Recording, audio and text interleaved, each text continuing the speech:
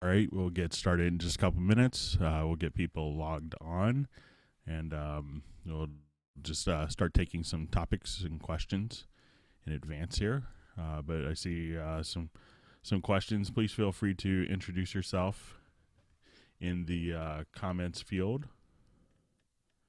And we do have a little bit of latency with this. All right, good to see Greg, and good to see you. And good to see Jake. All right. See if you guys can hear me okay.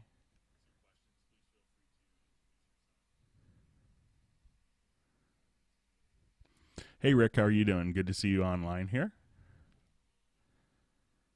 I'll be up in New York tomorrow if you want to get together, Rick. We'll be doing the Club Cubase in New York. And if your room is all set up and you're not out for the Grammys, let me know if you want to get together. It'd be great to catch up.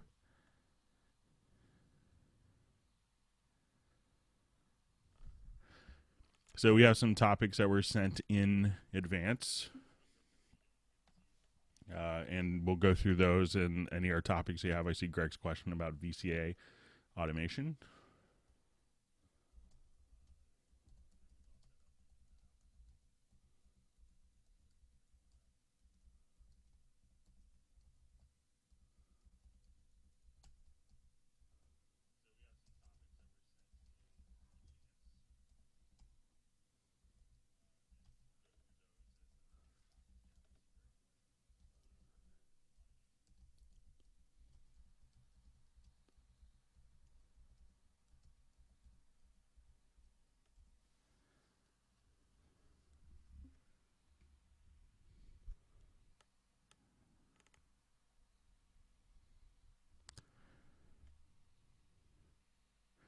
All right, we're seeing some more people log in. For those people kind of watching it offline, you may want to wait a couple minutes.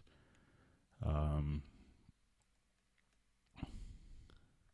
then kind of fast forward ahead. It's always really helpful if people are watching it afterwards. I think Frog X, one of the users, had actually went through and kind of indexed all of the different topics. So that people could kind of jump to various windows. So if there's someone that wants to do that and kind of post that in the comments field, it's always really helpful for people. So we'll just wait a couple more minutes and we'll see people kind of getting logged in.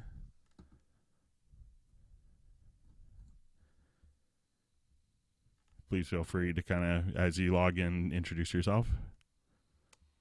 All right, good to see you, Reggie.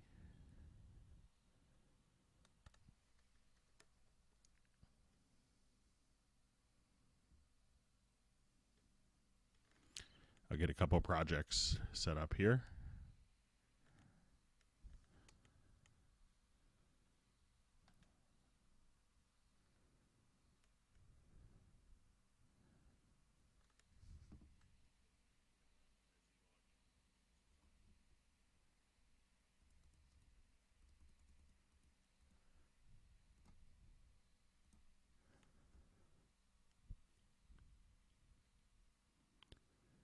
I get to see you, Hoffman.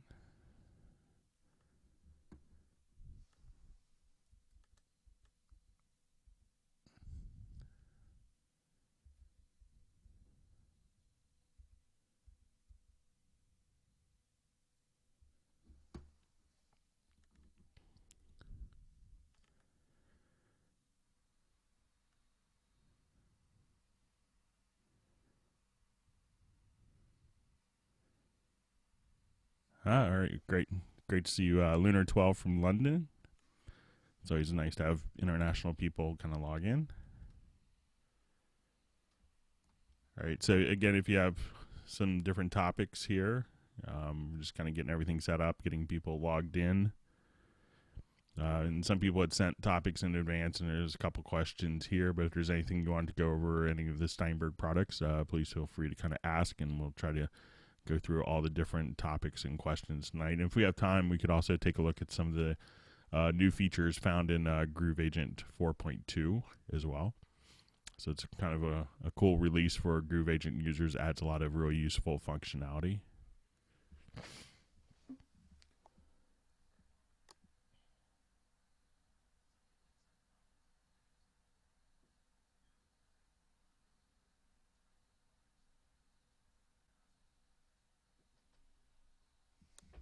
Hey, Robert. Good to see you online.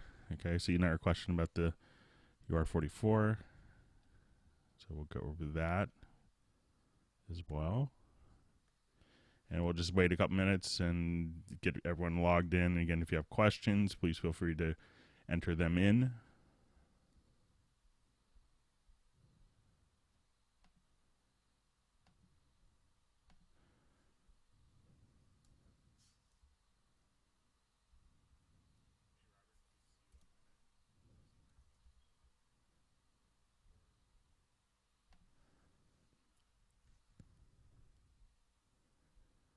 All right, so we'll wait just a couple more minutes, about 2-3 minutes, get people get logged in.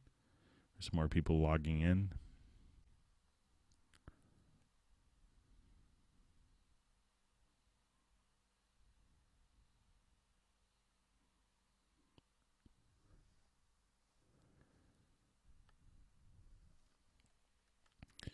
I don't.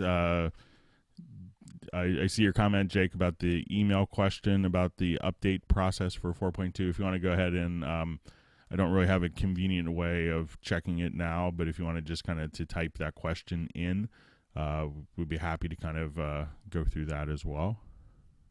So you just want to enter it in the comments field.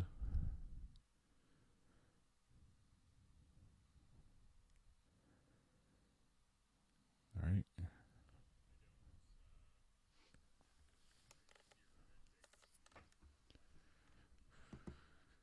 And everyone's hearing me okay? I'll go and play just a little bit of audio here, and we'll see if you guys can hear the audio as well. If I don't erase it, that would help.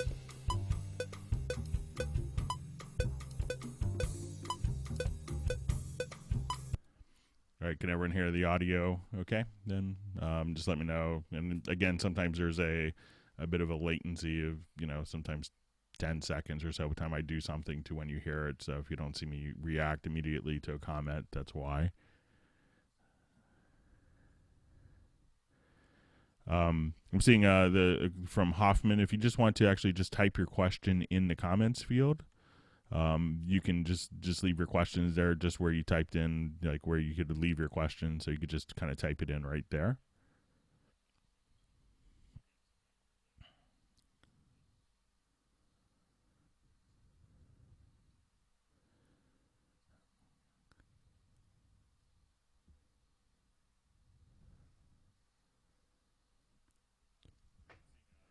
Okay, so waiting just a couple more minutes, wait for some people to get logged in. And we'll get started maybe just about 1 more minute.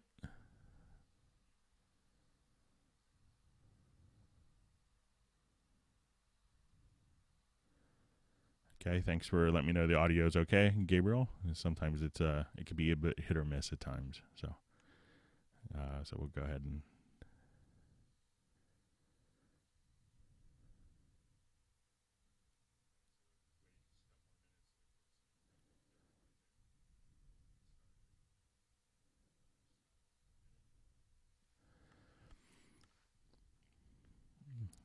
Okay.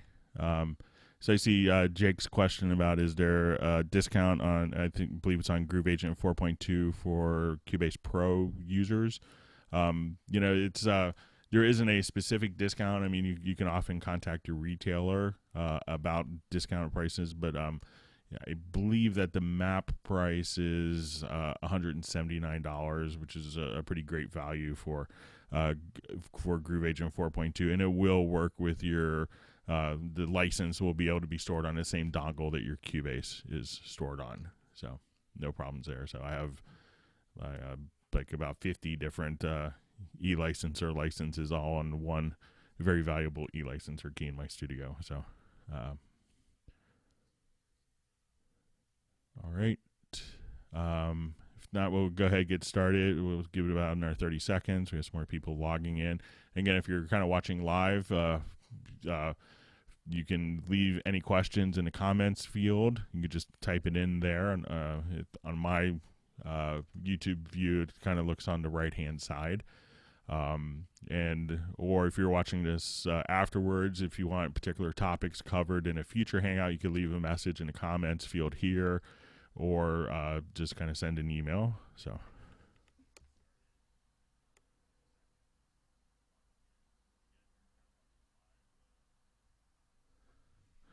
Thank you for the kind words, Lunar12. I'm glad you found the info useful on the channel. I see just a question from Greg about loading Cubase into new laptop. Do you have to connect the dongle first and then load, or the other way around? It doesn't really matter.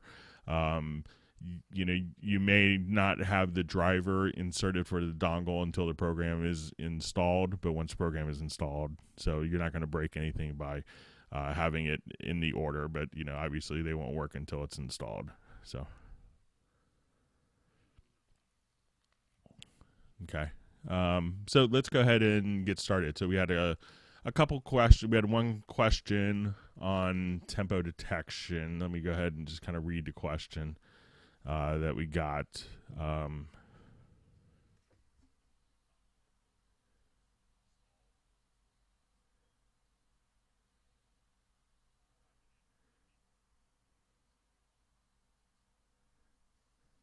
So I'm just going to scroll through my document here.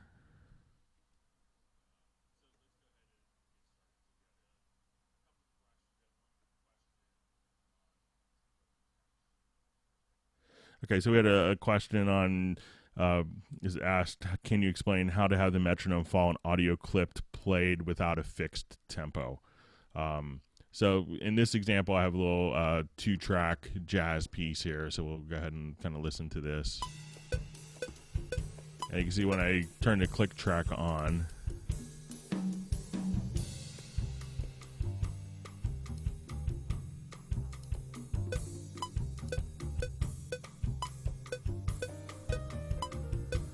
so we can see that the click track really has no correlation between what's going on with the music. And this music is going to be kind of free form, and you know, most live music doesn't necessarily follow a strict click track. So we kind of listen to it. So if I added a drum loop or something like that, it probably wouldn't make a lot of sense because there's no correlation between the bar and beat and the actual audio file. So let's say if I wanted to now find the tempo of this existing audio file, all I'd have to do is just select it here. I'm going to select the event, and if you go to your project menu, and we could do this with MIDI data or with audio data, we could go to tempo detection. At that point, it's going to automatically do an analysis of the program material here. So it's going to do analysis of this file, and now we'll play it. And we can see the tempo track kind of speeding up and slowing down to match the existing performance. Now, as it does this, it doesn't really understand if the program is in 3/4, 5/4, 4/4, because it's actually kind of just figuring out where the beat lies. So it's actually going to default to a meter of 1/4. So we may have to change that. So I'm going to enable the snap value here. And you could actually do that by hitting the letter J on your computer keyboard. So say we had some pickup notes here on the toms, and this is probably going to be our downbeat right here.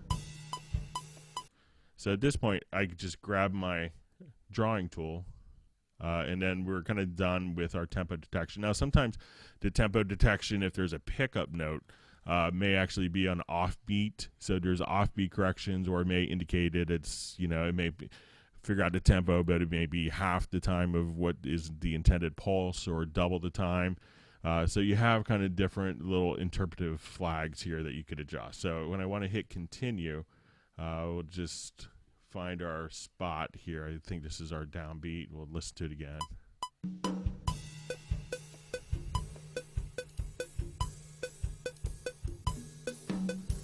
And now we have our 4/4 meter.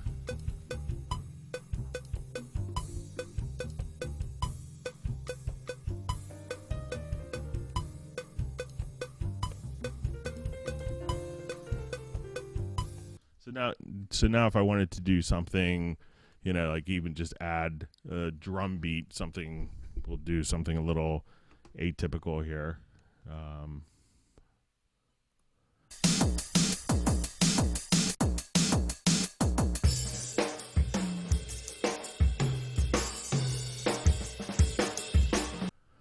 So if I just wanted to take different drum loops, I can now just kind of drag and drop these drum loops directly into the program. And these will just simply, once I tell it to go into musical mode here, so I could just click on musical mode. Now this will automatically kind of lock to the particular tempo. So now this drum loop,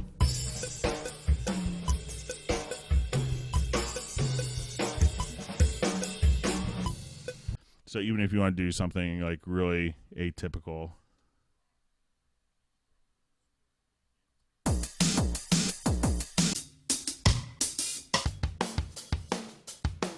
say kind of like even a rock pattern, and then come here, put it into musical mode, and then you can just copy it, and you can try, you know, completely different genres of drum beats. And this drum loop is now following these tempo changes, and you can just hit Control D to copy it. So as the original program material is speeding up and slowing down, this drum loop is speeding up and slowing down to match.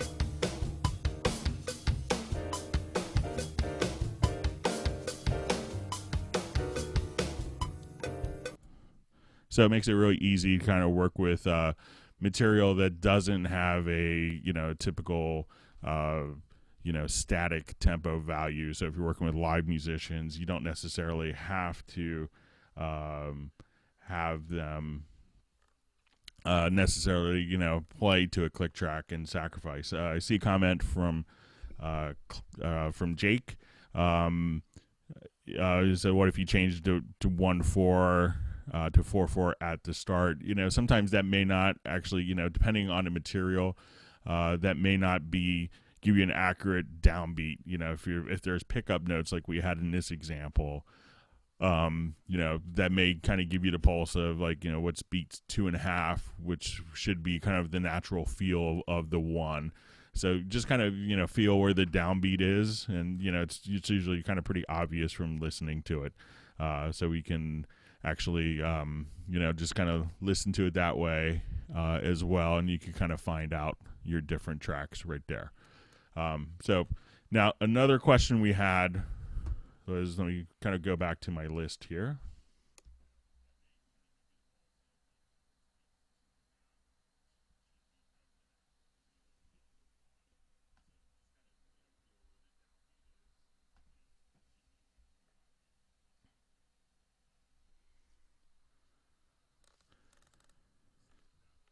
All right, so the next question we had was how to insert markers and have them kind of labeled as like verse, chorus, and have them colorized as well. So there's, if you wanted to add a marker track, we can just come right over here and add a marker track. Now, one of the things that is really handy is when we actually, let's say we'll just come right here, we add our marker track, and we can put this kind of on top.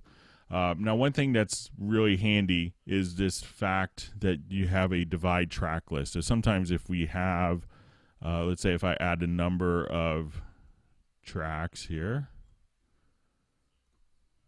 and then if I have a marker track, and as I kind of scroll down between all my different tracks, sometimes you may notice that certain tracks may actually just kind of disappear.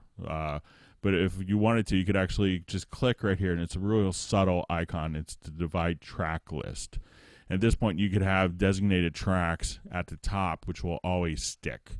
So if we've added a marker track now, we could actually kind of, as we do this, there's a couple ways to insert markers. One is you could actually just open up the marker window, and as you're playing, say, okay, I just want to insert a marker. And on the PC platform, you could actually just hit the insert key. I believe on the Mac platform, since it doesn't have an insert key, that you'd have to maybe assign that in the key commands. So if I want to come here, we can say, okay, let's insert a marker.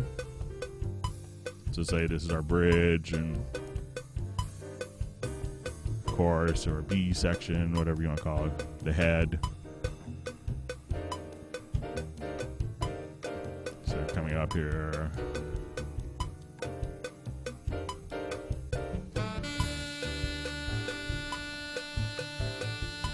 And let's say we'll just come here and insert marker.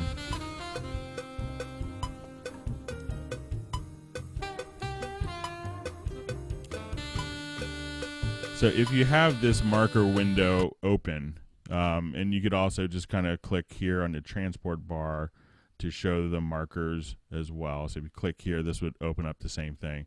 You can now type in and introduct like the different parts of the song. So if you want to call this intro, you know, so you could actually just kind of come directly here and type in the different values or different labels. You can say, okay, this is all instruments in.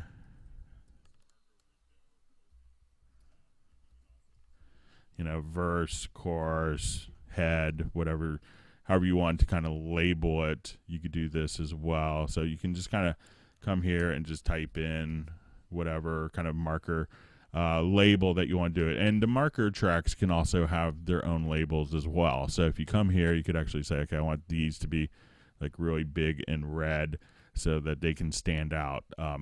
Something else that people will do in working with different, like pointing out arrangement tracks that maybe is a little less subtle, is using the arranger track. So if we wanted to add an arranger track, we could click directly here, and the arranger track could show up in our divide track list function here as well. So, and here what we could do is just grab the pencil tool, and if you wanted this to be a little more obvious, you could just have different parts defined in your song here, and this would allow you to play and back your piece in a non-linear order. And if you wanted to have like a part nested within a part, nested within a part, etc., you could do that.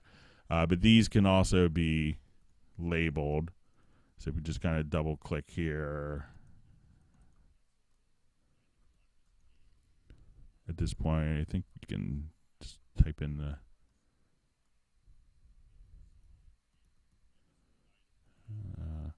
but you could also kind of have these. I thought we could label these, but I may be mistaken. Let me just see if I can right click. So, but at that point, that's another kind of visual cue that you can have. So you can actually kind of see different parts exactly when they will change as well. And you could have kind of different colors for different parts as you see fit. So those are kind of two different ways of being able to kind of mark your arrangement as well. And I've seen some people actually go through and actually kind of type in like song lyrics in the marker track, so they have kind of like a lyric cue sheet, so they know exactly, okay, this line starts at this point in the song as well. So that could come that can come in handy in a lot of ways when tracking vocals and doing vocal overdubs. All right, we'll go to our next question.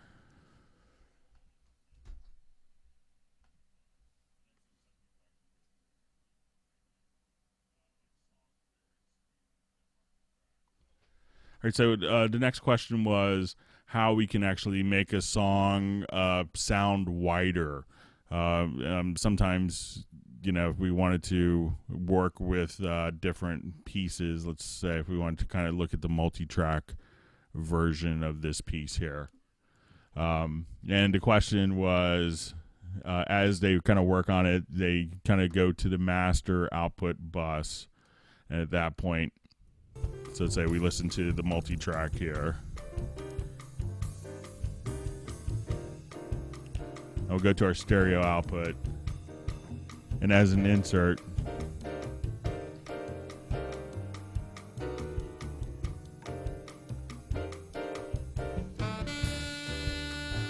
add like a stereo enhancer plugin. And you kind of hear what a difference that can make. And this will depend. And sometimes some things may sound too wide. You may want it to be a little more narrower.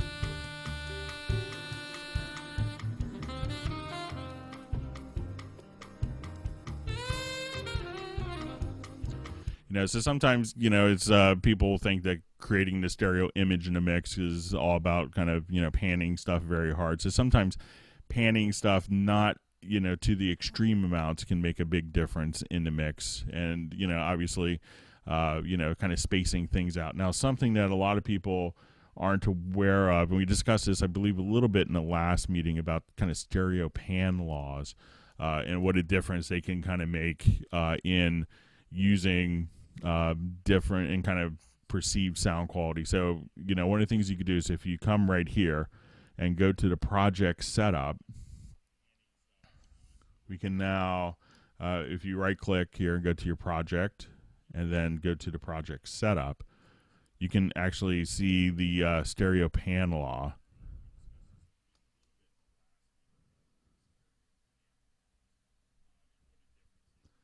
So if you, a lot of engineers I know, when they want mixes to sound a little bit better, and this kind of manipulates kind of, you know, some of the physics of how when you combine two different signals, like, you know, when you kind of double the sound, you could theoretically, you know, it adds 3 dB of you know, signal increase.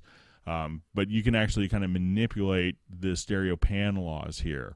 And then once you kind of work with this, so some people are going for a very wide, dense mix, may actually just kind of switch it to -6 dB.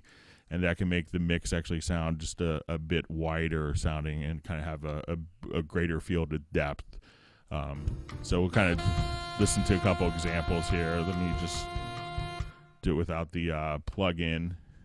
I'll just bypass this for now.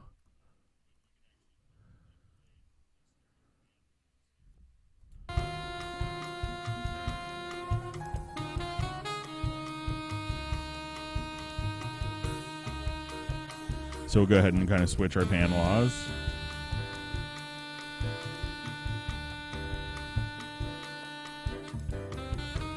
So we'll go to the extreme and say, okay, 6 dB.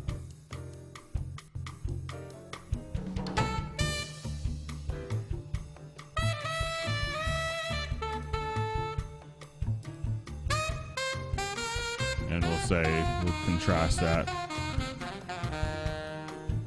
That's 0 dB. Now we'll contrast this with -6.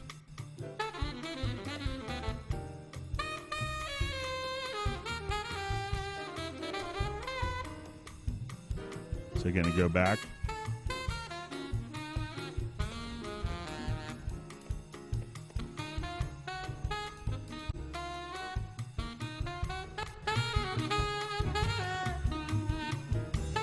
So while you may have some pan laws that give it kind of maybe a more louder sounding, more present sounding mix, but if you're going for kind of a wider sound, not only manipulating just kind of plugins on the actual you know, master bus, like a, you know, different spatial plugins, but kind of, you know, playing around with something, different pan law settings can also make a big difference as well.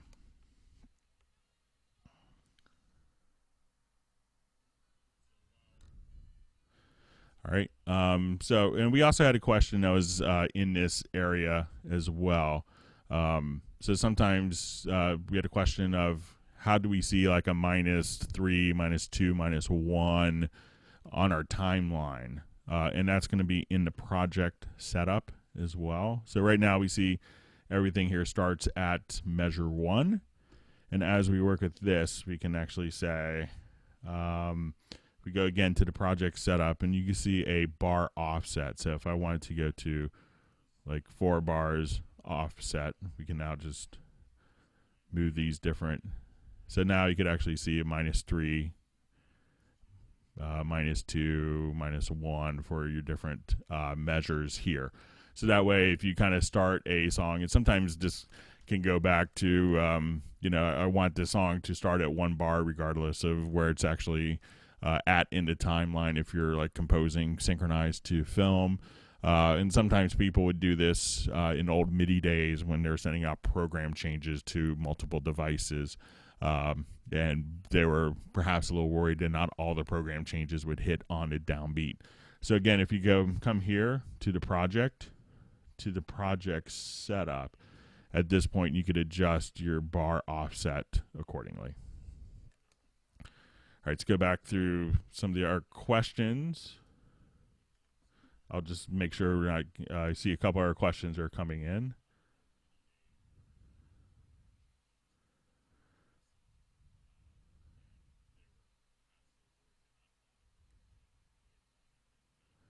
Okay, so seeing some.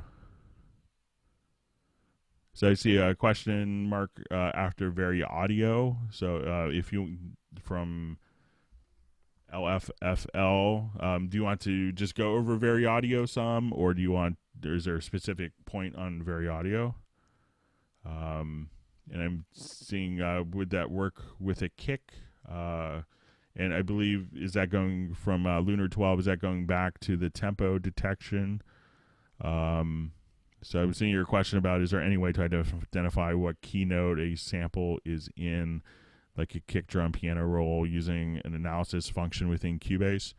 One of the things that we could do if it's like a VST3 instrument, if you're worried, so let's say if I wanted to come here and we'll just open up let me see if I have one of the projects open here. And if you're trying to figure out like what the kick note is within kind of a MIDI device or within a MIDI track, one of the things that can be really helpful is this little trick that you could do with like programs like Groove Agent.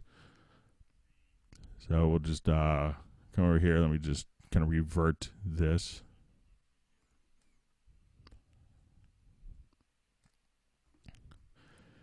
So if I actually have a MIDI part set up here, and let's say we'll get this project loaded up. So the question was, how can you determine, I think within the MIDI domain, I could be mistaken, which is, so let's say I want to take this part right here. So as I do this, we can just kind of drag and drop that part directly onto our timeline. And when we generally kind of look at it in a piano roll editor, it could look like this, which isn't really helpful. Because, if you look here, you have like 3 notes that occur kind of at the same time. And this is pretty typical of MIDI drum editing, which is why in Cubase we give you a dedicated drum editor. So if you go to your MIDI menu, we can actually just open up the dedicated drum editor here. And this will kind of often default to just the default general MIDI patterns. But here you could actually see bass drum, hi-hat, snare, and all the different notes will be labeled. Now you could just kind of label these notes, or you could actually kind of click right here and you could have the note sound. But one of the things that's really helpful is now, since it's a VST, and this collection of notes, when we look at it in a drum editor, is called a drum map. So now Cubase is smart enough when using programs like Groove Agent to actually, when you just have that part selected, is you could actually create a drum map from the instrument itself. So now every time that you double click, you could just have that automatically if you have the preference set up. And this is a really handy preference. I don't have it set up currently on my system, but I think if we go to editing, to MIDI, let me just see if I could find this one little preference. But you can have it is when there's a drum map assigned, where every time you open up the editor, the MIDI will automatically go directly to the drum editor. Let me just see if it's...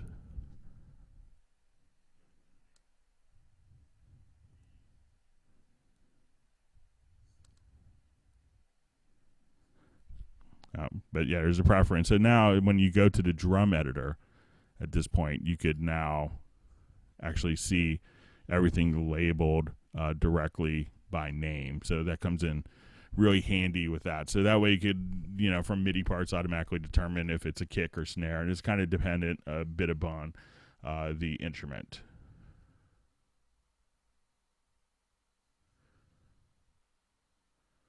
All right, I'm just going to go back through some of the comments.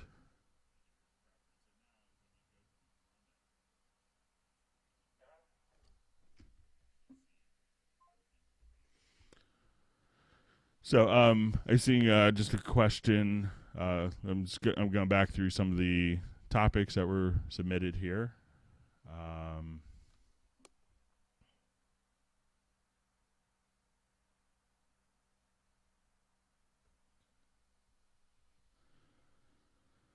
Okay, just going through some of the comments. From just make sure I didn't miss anything here. Going back. The LFFL, you had a question about about the Variaudio. So I'm not sure what I could go over and cover Variaudio, but if you want to type in kind of what the question is, I'd be happy to kind of to be happy to kind of cover the topic. So I see a question from Rick about giving Groove Agent 4 more preload time. So all you have to do is just kind of, you can up the memory. So especially if you're working with multiple kits, you might have to just kind of increase the memory. So just kind of hit OK, and then you should be fine. And you could actually kind of, if you go into some of the options here, you could actually just kind of adjust your preload amount here. And you could have a balance setting here, so you can load more from disk or more from RAM. So it's kind of set in the center here. All right, so we had a question from Alex about recording the note repeats. So let's come over here, and this is one of the new features found in Groove Agent. So if I wanted to, let me just revert this back to kind of a known starting point.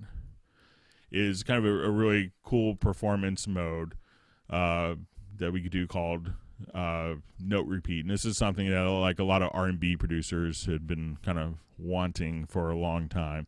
And they did a really kind of clever implementation of this. So if I wanted to, one of the new things you could also do within Groove Agent is this automatic. And if you haven't gotten to 4.2, it's just a free download. So you can get that. So now if I wanted to come here, we could actually just say follow transport. And now as soon as I hit play in Cubase, you can have different you could have it automatically synchronized to the Cubase transport. So this way you don't have kind of two different style transports that are trying to be synchronized together. So you just kind of hit play, and now I could select this agent. And if I wanted to bring in other agents, I could just say follow the transport.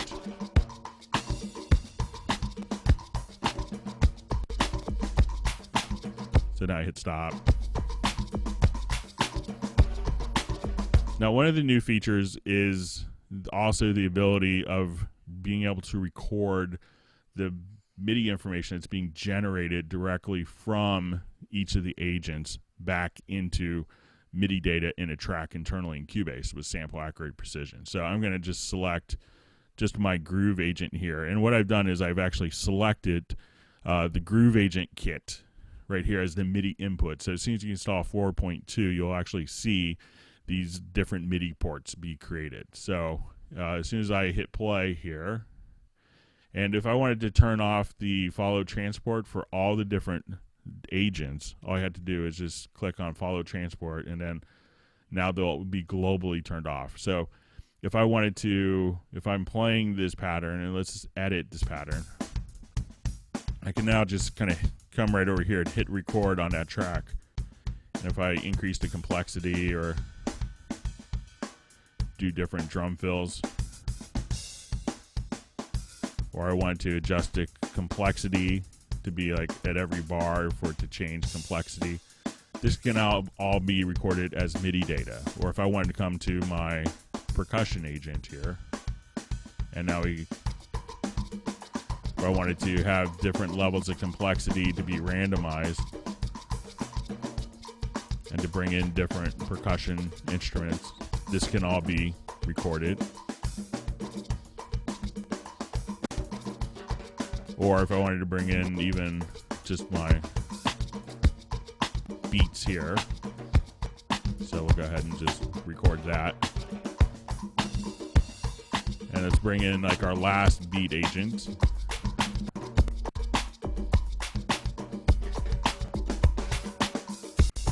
So these can all be recorded. Now, one of the things that you have to be aware of is that these will be recorded through their own internal MIDI inputs. Now, one of the features that was mentioned, what was kind of the origin of the question, was a note repeat function. So And if I'm doing a note repeat function, I need to set this track here not to one of the Groove Agent internal MIDI routing capabilities, but actually to wherever you're using your controller. So I'm just going to use just my software controller here. And let me just see if when I come here, I'll go to this agent. And if we go to our performance control here, we could actually see different MIDI notes that'll be triggered. I'm going to just trigger it from my on-screen virtual keyboard here. So I think if I just trigger different notes, and what you need to do is to actually just hit the different notes here. And you can actually just do it from a MIDI controller or just actually hit the pad here. And then I'm going to hit the MIDI note here that we can see in the lower left-hand corner. And that will trigger the note repeat. Now, we could have this set for different rhythms as well. So if I say, okay, let's make this 16th note triplet. So when I come here, or if I say, let's make this, we could click here and see it in milliseconds or by value. So I say, okay, let's make this 8th note. So now when I come here, I could just... Now, you may want it not to be so kind of static. So say, if I come here to this pattern, you also have different presets. So I could just say, okay, let's just have this pattern and have it do decrescendo here. So now I can, as soon as I hit this MIDI note and hit this pitch. So what I'm going to do now is actually just play back this third agent, and you could switch between different patterns here in MIDI. And if you have a pattern, you can say, oh, that's really kind of cool. Let me just repeat that, or I wanted to reverse that pattern. So you could also kind of do some different pattern control. So now I'm going to place just the beat agent here to follow the transport. So I'm going to turn them all off. And let's say we'll have this agent follow the transport. So we're going to have the kick and drums, and I'm going to go ahead and place this into record. And now I'm going to hit my MIDI controller here, my software MIDI controller. So this is just going to be like my I key, and then I'll also hit the pad with the sample.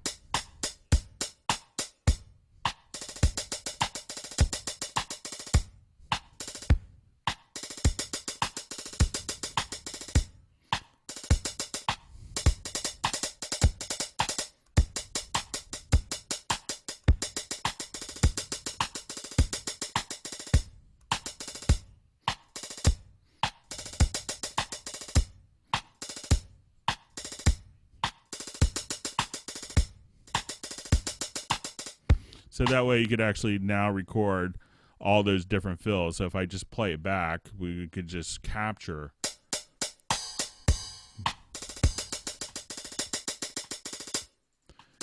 So at that point you could have, so again, what you want to do is to make sure that you trigger the actual note that you wanted to do the note repeat on, and then trigger the MIDI note here, which you can see labeled.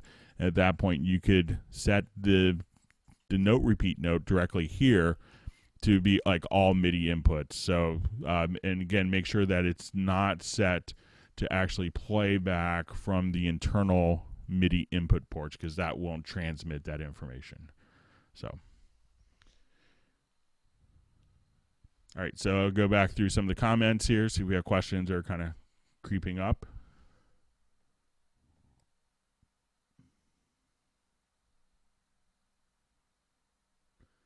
All right, so we had a question from Lucas about assigning like multiple tracks to the same outputs. So let's say if I come here and let me just add a number of different audio tracks.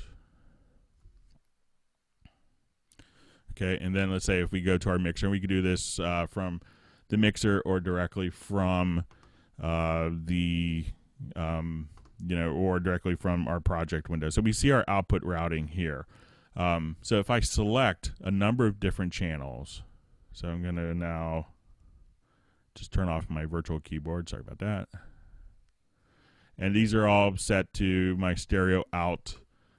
And if I wanted them to actually go to the same destination, we could hold down the shift key. So let's say I want these all to go to my left. So if you hold down the shift plus the alt key, all the selected channels can be sent to the same destination. If you hold down the shift, and let's say if you have like 24 audio inputs or 24 audio outputs and you wanted to sequentially route those like to in 1, 2, 3, 4, 5, 6, 7, 8 or out 1, 2, 3, 4, etc., you would just hold down the shift key and that would ripple. But if you hold down just the shift plus the alt key here, and now I could send all those selected tracks to the stereo out right there. So, and now at this point, if you wanted to, just do the selected tracks here so they don't have to be sequential.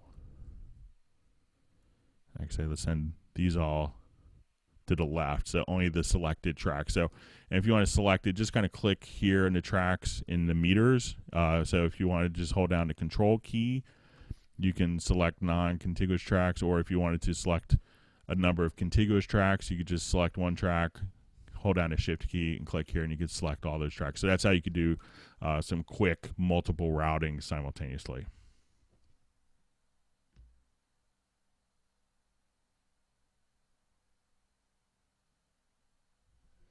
All right, so we had a question about the Cubase VST insert effect question. Is there a way to link the interface controls of multiple plugins together such that moving one knob in one plugin will move the knob on the others? Yeah, there's a way of doing it. Now, what we need to do is to actually define these as a link group. So we come here. Let's say I have a number of audio channels at this point.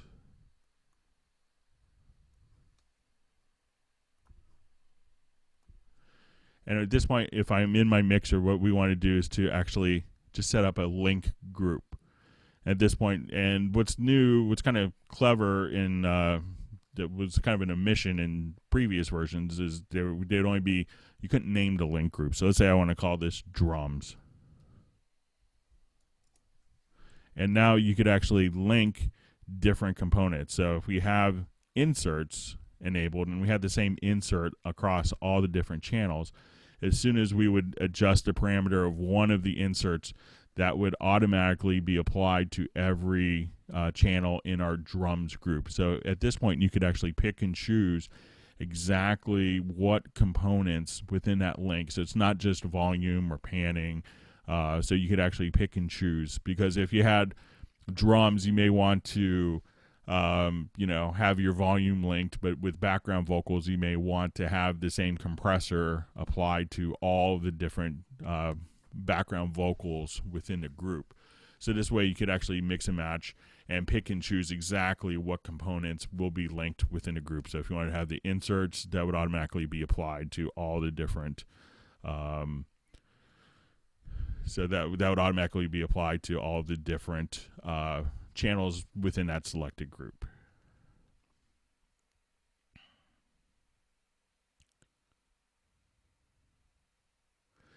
Okay, so I see Lunar 12's kind of a quick clarification. So if you had a sample in the MediaBay, which was a kick, is there a way to easily identify what key the kick was tuned to? The only way to really do that is to actually, there isn't a way for it to automatically figure out the pitch, but if you load it into an audio track or double click on it, launch a sample editor, you could do depending on the sample, you could do just a Variaudio, and the Variaudio could determine the pitch for you of the kick drum. And at that point, you could assign that as metadata directly within your track and have that stored within the sampled. So if we want to take a kick drum, let me just go back to another song here so we get an idea. So if you have the sample in MediaBay, let's see if we could just do this real quick here.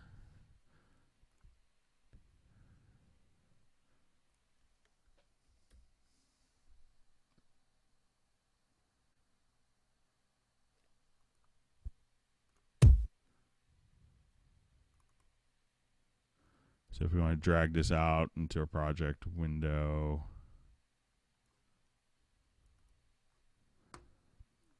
and then just kind of going into Variaudio,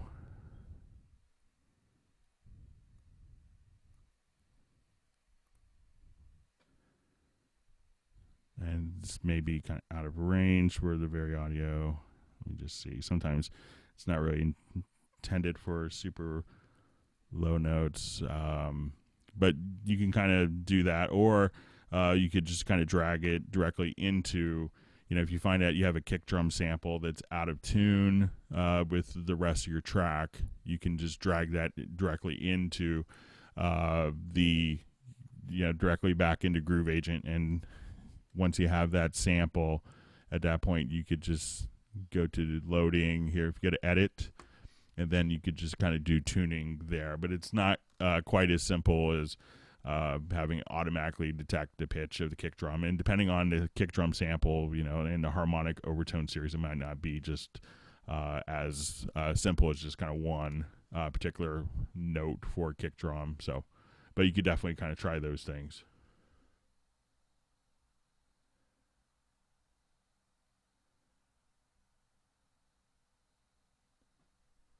All right, so we had a question on using VCA faders and kind of, why do we want to combine them? I believe it's from Greg. Let me just open up a quick project here.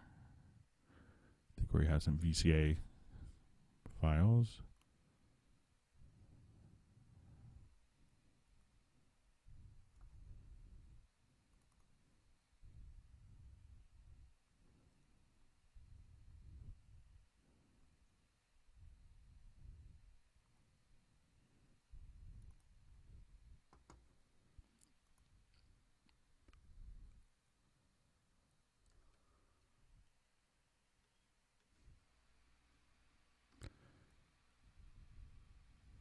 All right, so let's say if we have so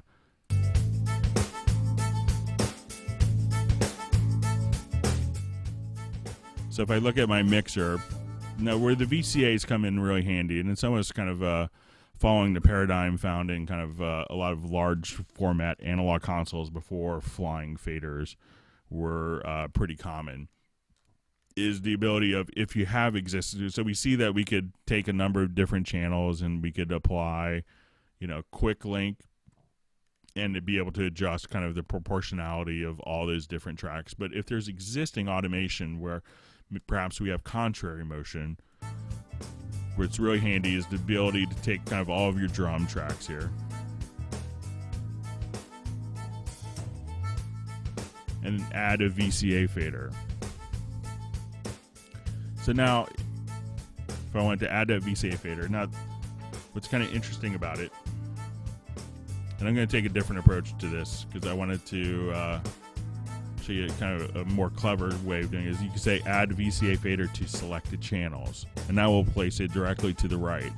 So now as I move my VCA down here, my track's automation can still go up in a contrary motion, and it's not absolute like a motorized fader would be. So this is really handy if you want to just take all the drums and kind of maintain the existing automation curves and changes, but just lower or raise the volume. Now these VCAs can be automated as well. So if I write automation on a VCA,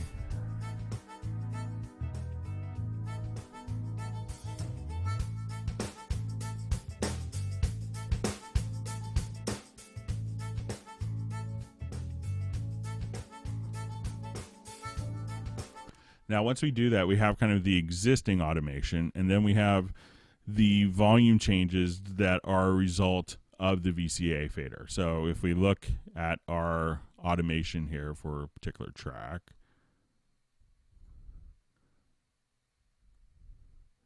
we can see kind of two different automation points. So sometimes that can be confusing for people, not knowing if they're kind of adjusting the original automation or the VCA affected automation. So that's why within the mixer, and it's kind of it could be a little subtle, but you just kind of hover over it because we don't want it to necessarily be an eyesore all the time. But you'll see this little pop-up window up here when you hover over, and you can now combine the automation of the VCA and the linked channels. And now you're going to have one set of automation values that kind of what to edit, as opposed to having like multiple automation values for a particular value for the automation. So that should make things a lot easier for some people, especially who are kind of used to the older paradigm found on like SSL and a lot of Neve consoles before flying faders. All right, so we'll go through. So I see a question on why doesn't render in place work with Rewire devices. I'm not sure. I don't think I actually have any Rewire devices, but I will kind of look into that. And if you want to email me, but I'm not sure why it doesn't. I would be under the impression that it's not, but I haven't tried Rewire for a long time. But I could look into that, Dewan Smith. So seeing our question here.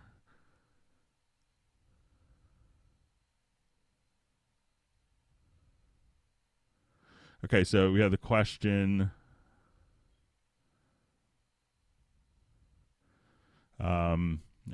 So seeing a question about,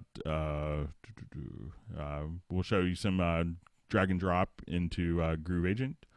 But we're also seeing, so a question from Hoffman.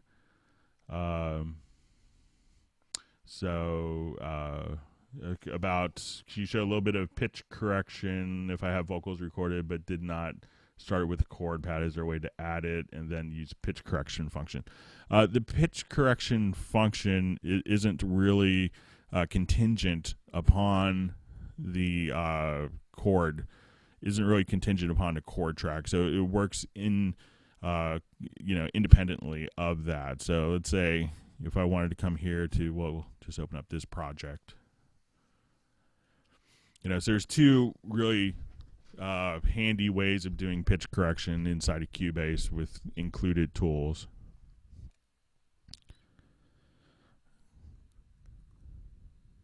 So let me just switch over to our project. I think I have one loaded up here.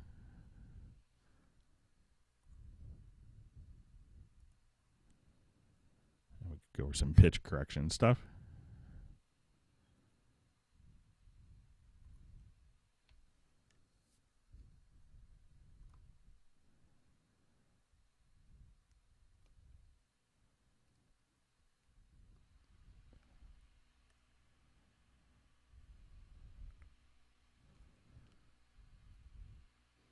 So I have a chord track here. Now, if you want, one of the pitch correction tools is, you have it as an insert effect under pitch shift, and it's called pitch correct.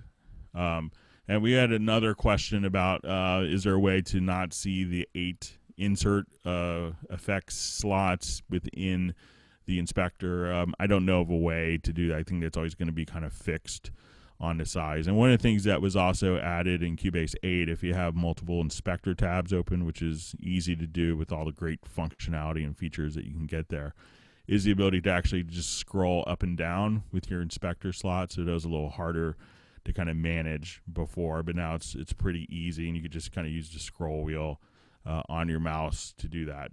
So one of the plugins that you're going to have is just a pitch correct plugin. We could think of this as kind of, okay, I have a male or female singer, and there's also a setting for general, which is a little odd. You could pick the key of the song, so you could say, okay, I wanted to do a major key of C, or I want this to be, in, I guess, this pieces in C major, and you could actually kind of adjust the performance and how fast this is, and you could think of this as kind of an automatic mode for doing pitch correction. So that's kind of a real quick, easy kind of set it and forget it, maybe like for background vocals. But directly within Cubase itself, you could actually just double click and launch a particular part in the sample editor as well, and then go to the Variaudio. And then at this point, you could have this automatically be colorized for some different things, and one of them is going to be within the colors of the chord track. So this will do an analysis of your different audio capabilities here. Now, one of the things that I often get this question is, I move it, I move the pitch here, and I don't hear it. So try turning on the acoustic feedback and make sure that the audio is being routed through the control room. So at that point, if you wanted to kind of just... What did you say? Now, if I didn't like the vibrato, we could kind of just zoom in. And what's great about this is it's all completely included directly in with Cubase. But you can have two different modes of working. So there's a tab mode that you can go between pitch and warp, and segments mode. So if you wanted to select this audio, and let's say if you wanted to just kind of quantize it to move it more to be directly on pitch, you could just kind of come right there and adjust a quantize factor. There's also a straighten pitch. So if you wanted to tame vibrato, you could do it just like that. So we see kind of the curved line here indicating that there's vibrato. So once we have that note selected, so if you kind of want a very processed sound, kind of going for that effect, you can just kind of do that. Now, what's also great is you could just select an entire phrase here. So, and just kind of adjust to quantize the pitch just like that. So this way you don't have to necessarily, make everything perfect, but you can just kind of zero it in a little bit better on pitch. Now, once you're in kind of segments mode, you could also just kind of come here if you want to split a note and be able to kind of just change one particular note. You could do that, or there's also some other handy shortcuts. So if I wanted to undo that, and let's say we're back to one note, if you want to adjust kind of the pitch to go up like that, so we can kind of... What did you say? So you're going to make it sound like an Alanis Morissette record or something like that. Or if you just wanted to, if you come to the top area, you see as the cursor kind of changes, you could actually double click and just adjust like from that point. So you could create different anchor points. So it gets to be almost like you're editing MIDI data for doing pitch correction. So it comes in like really handy, and it's very effective. So we've had engineers and producers who've kind of used every pitch correction tool dating back to the late 60s who you just love kind of the workflow and the sound quality that they do get with the Variaudio editor. So all right, I see a question from Rick about dragging and dropping samples from the project window into Groove Agent. So let me just come over here, just load up a different project. And this is a really handy thing with Groove Agent. So a lot of times if you're doing a session, you may, have a drummer that nails like, one part once magically. And what you could actually do is, you have like really incredible drag and drop capability. So if I wanted to take, let's say in this example, there's 3 different kick drums.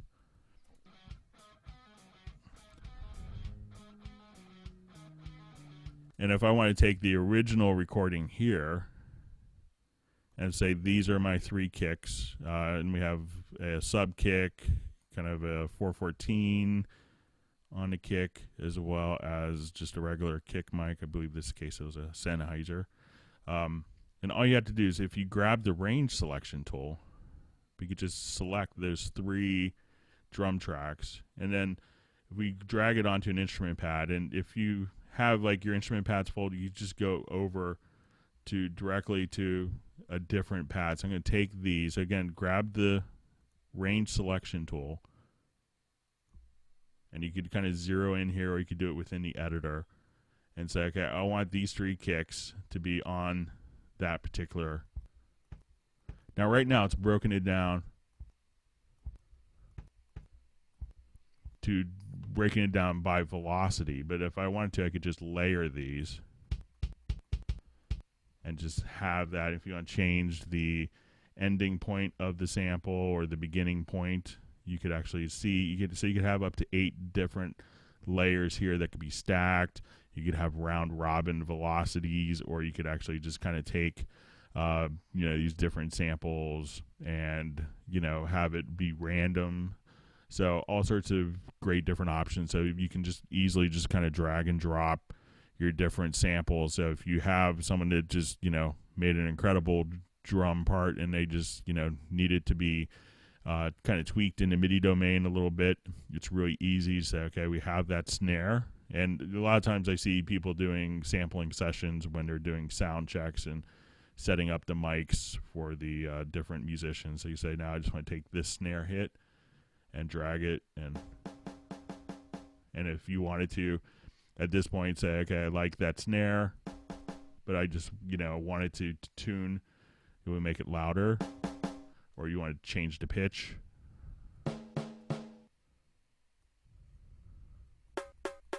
make it a piccolo snare. So you could do all sorts of great drag and drop capabilities directly right there. So okay, so you see a question about making harmonies from. Just kind of reading through some of our questions about making harmonies from a particular, like a vocal file. So with this, it's helpful to have the chord track, but it's not a requirement. So let me just open up a different project here.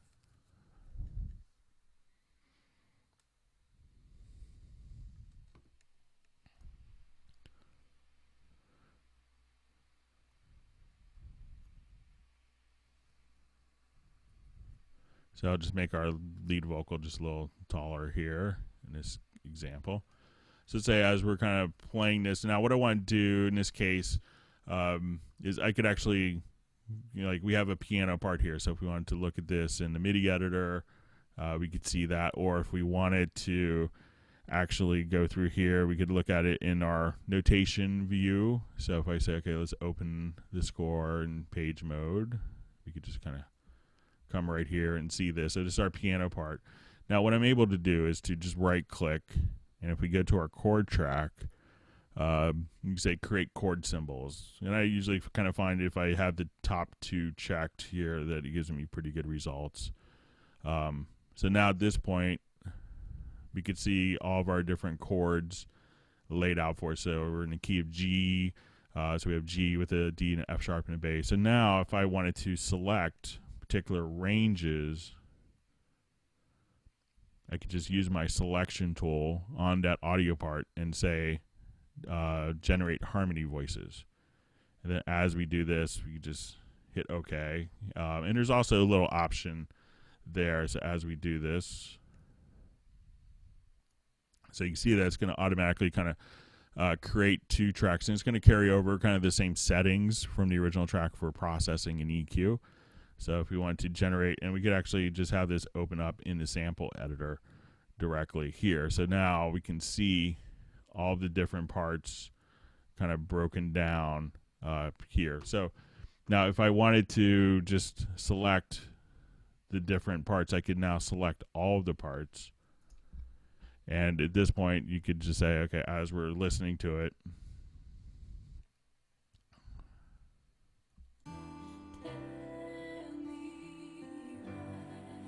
at this point, we could say, okay, I just want to take like the original voice here and be able to kind of move my different parts around. Now, I think we can only change the original voice. So if I wanted to just kind of select my different parts of the harmony, we can come right here. And if I just wanted to, let's just, come directly here. Now, what you see is kind of green notes will be in the key or within the chord. A blue note is within the key, and a red note is out of key.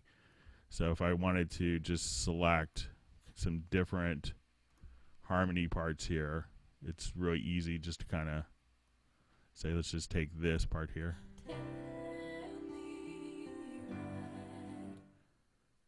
And again, if I move it to a green note, we know that that is good. Now, if you don't actually have a chord track selected, it will just kind of add a third and a fifth, above it, but it may not be musically correct for the chord, but it'll try to take as good a guess as possible, but it may not work harmonically for a particular chord. So.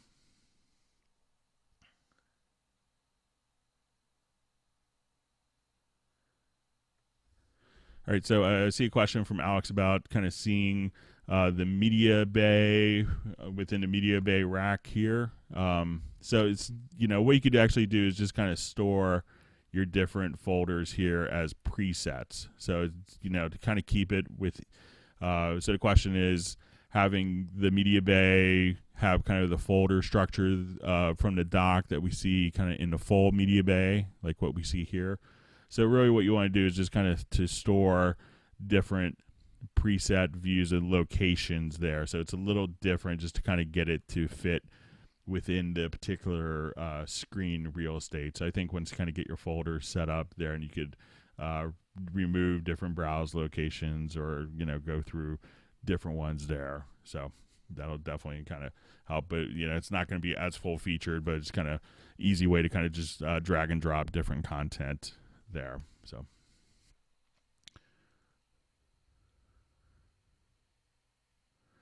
okay, so I see Rick's question about dragging and dropping into the Groove agent, and you still hear the original sound. So just to reiterate one thing I'll point out, so if you wanted to take a particular audio file, you'll see when you drag it into Groove agent that if you have an existing sample here, you may notice that you have kind of different samples here. So if you have a blank sample, what you want to do, you'll see we have 1 square, 2 squares, 3 squares. So if you have multiple samples, 3 squares will map it across multiple pads. 1 will just kind of place it onto an empty pad. But if you have an existing sound, if you move it down here to the center where you see 2 squares, that will replace the existing sample on the pad. So give that a try, Rick, and let us know how that works. All right. Okay, and if you drop it into, I see your comment, Rick, about dropping it into an acoustic agent, but if you just do it straight into a beat agent, you should be all set. All right, I'm going to go back and review some of the questions, make sure I didn't miss any. I think we had one question from Jake earlier about kind of file management. He was, I think he was commenting that his multiple versions and feels that his files kind of all over the place, and just kind of a way of managing that and being able to consolidate the different files. One of the things that I like to do, and I've seen some of the top producers around, have really bad file management. And I've seen, entire album projects where the entire album is like every audio file in the entire album is stored within one folder. So taking a little bit of time to do some good file management from the start can really save a lot of headaches later. So when you start a new project, most of us will see this new Steinberg hub. It was introduced with version 7 or 6.5. And this is really handy because it gives you some, handy news items directly here. But one of the little settings that could be a little subtle here is you could have it set to a default location, when you actually start a new project. And this is even if you work with different templates. Or you could have it actually prompt you for a file location. So now we'll say, okay, we're going to come right here, and we're going to create an empty folder right here. And it will ask you, where do you want to store all of your audio files? So I'm just going to make a new folder. And think of every song as being a new folder. We'll call this test. I'm sure everyone has a folder on their audio drive called test, it seems like. Then I'm going to hit OK. So now when I record, all the audio files will be placed directly into that folder. Now, if I have a number of different audio tracks here, so let's say I want to add, let's say we have, 7 or 8 tracks, and So one of the things also to do is before you record, just to name the file. So if you go, kick, snare. Now, a handy shortcut is if you hit the tab key, that will just take you to the next track name. So if you double click here and you have that, just hit tab, then you could just kind of type in the track names very easily. So now when you record, you're going to have all of your files actually managed directly right there. And so when I recorded on this track, it'll be called kick. When I recorded on this track, it'll be called V as the name of the audio file. So many people don't name their tracks, and then they have, 23 audio files called audio 01. Don't be that guy. Now, if you have a number of different audio files, like loops that are coming from different locations in your project, and now you realize that all these different loops are coming from different spots, they're in different folders, on different hard drives, and you want to be able to kind of make sure that everything is within one cohesive folder. One of the great things you can do is within the pool, if you open a pool window, and we can think of the MediaBay as being like everything for the particular every media file relevant to Cubase that's on your computer or network. When we go here to our pool window, this will be audio that's being used directly within this song. So if we come here to the pool, we could actually right click and you'll see a couple of options here. And one of them you'll see where you could say, okay, we want to basically conform files. And what that'll do is that will move all of the audio files and copy them directly into your project location. So if you have audio that you've recorded in addition to loops that you've done, that will consolidate them into one common folder. Now, another way of doing this, and this is a very common thing to do at the end of a project, especially if you're handing it off to someone else, is to, when you go to your file menu, is you'll see this little option here called Backup Project. So if you have, a lot of people will do incremental saving, and that's a good habit to be into. So if you needed to jump back at any point to a different version that you saved 2 hours ago, so a lot of people have kind of grown up doing that, and that's not a bad safety precaution, just in case you lose power and your computer shuts off in the middle of something. But when we do this, we could actually select a new folder. So we go to the File, to Backup Project. Now, if you have 100 different versions of your song, it doesn't take any more CPU power. And it doesn't necessarily, it's going to be referencing the same audio files on your computer system. So it's not going to, if you have 100 different versions, you don't have 100 versions of that audio file. It's still looking into the same folder. So it's not really going to add more CPU resources onto your system. But now, if you wanted to, if you go to the File, Backup Project, we're going to create a new folder, and we'll call it Test Backup.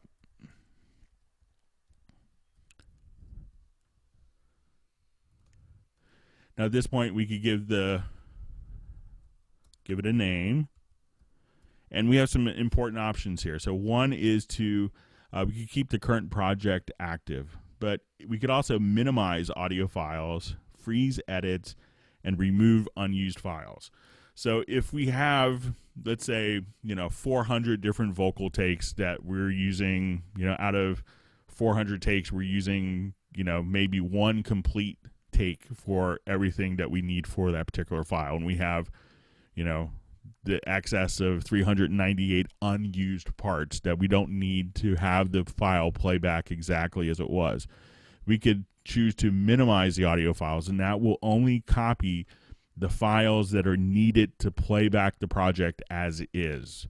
Now, there's also freeze edits. So if you've done offline processing, where maybe you say, okay, I want to take this file and I want to normalize it. I want to add an effect. I wanted to add 6 dB of gain to the file. That will create kind of a processed file, and maintain the original files always maintained as well. If you wanted to get rid of the original files, you could choose to freeze the edits where you don't have the option of using the offline process history later. And also, if you have files that you recorded that's just not being used, you could choose to remove the selected files.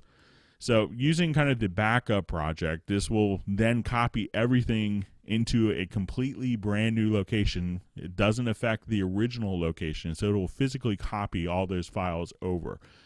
So when I'm kind of done with a project, I choose to kind of archive it by doing a backup project function. And I find that, you know, my original files are still there. I open it up just to make sure it's going to play back, and it's never failed me. It'll play back perfectly every single time.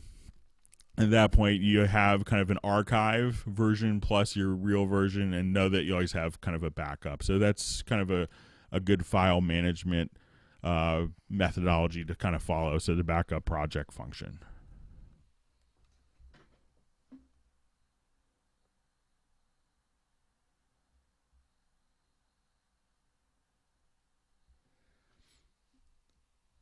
All right, let me just go back, make sure I'm not missing any questions that people typed in. We still have some more questions that people had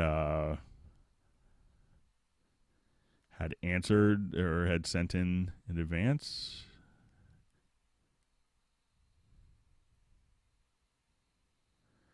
Okay, I see from Lucas about bypassing different effects. So that same functionality.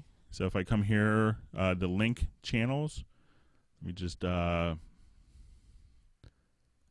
here. I'll hide my input channels. And let's say if I have an insert across all these tracks. So I'll just enable my quick link, and let me just add, let's say, the VST dynamics to all the tracks. So again, if you hold down the Shift plus Alt key, you can bypass all of them or turn them all on simultaneously. So, or if you just click on quick link, all the selected tracks, you just turn on and off. So quick link gets to be very handy for that, Lucas, as well. So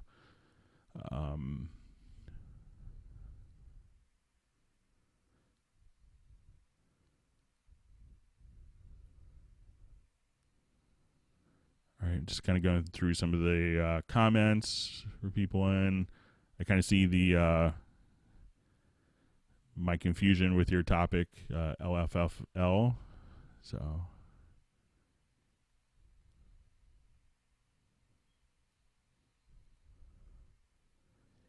right, just kind of going through, making sure. I see that you kind of answered your question. Sorry about that.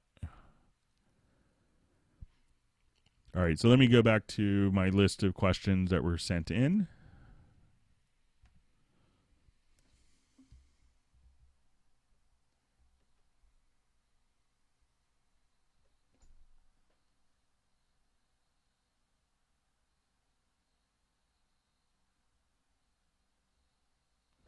All right, so we had a question about what's the best way to record a Padshop groove. So Padshop will just kind of function as a normal VST instrument. So, you know, if we come here to our VST instrument rack and we load up a Padshop preset,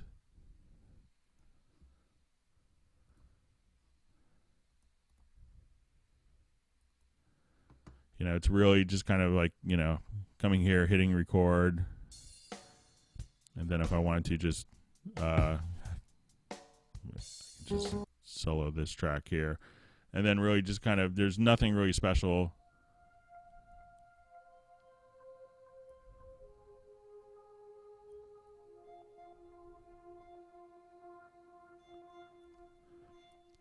So you just kind of record it just like any other VST instrument. So just kind of play that MIDI track back. Just in case the question was maybe about Groove Agent, you know, with the new 4.2, you do have the ability to have the, you know, with the full version of Groove Agent 4.2, you have the ability to, you know, record the MIDI out just like we did. But if you have kind of a, like a previous version of Groove Agent, and one of the questions that we also had sent in, was about, one of the things that people are having sometimes a hard time doing is actually when they go to load a kit with the patterns, is usually kind of the default open view will look like this for the inspector, but if you click in the lower left hand corner, so people are wanting to look for all the new sounds. So if you come here to the filters, you could actually at this point you'll see the acoustic agent, and at that point you can see the acoustic agent SE, and these are all the new sounds that came with version 8. So if you want to just open up this, so this will open up the groove agent as well as the kit, plus all the different samples. So if I come here, and if you just have your patterns, what's really great about this, with the SE version, you don't have the MIDI record through, but you could just kind of drag and drop all your different patterns. Now these will also respond to different MIDI notes, so you could actually just trigger that MIDI note, and actually that will trigger the pattern. So just in case I'm misunderstanding, or if there's a typo in a question, we can see kind of the Padshop groove. All right, so go through some of the other questions. I think, and there's a question about, doing the, about laying down rhythm guitar parts and having groove agent locked to that. So just like we saw earlier with the tempo detection, you could do that for a single part or for an entire mix.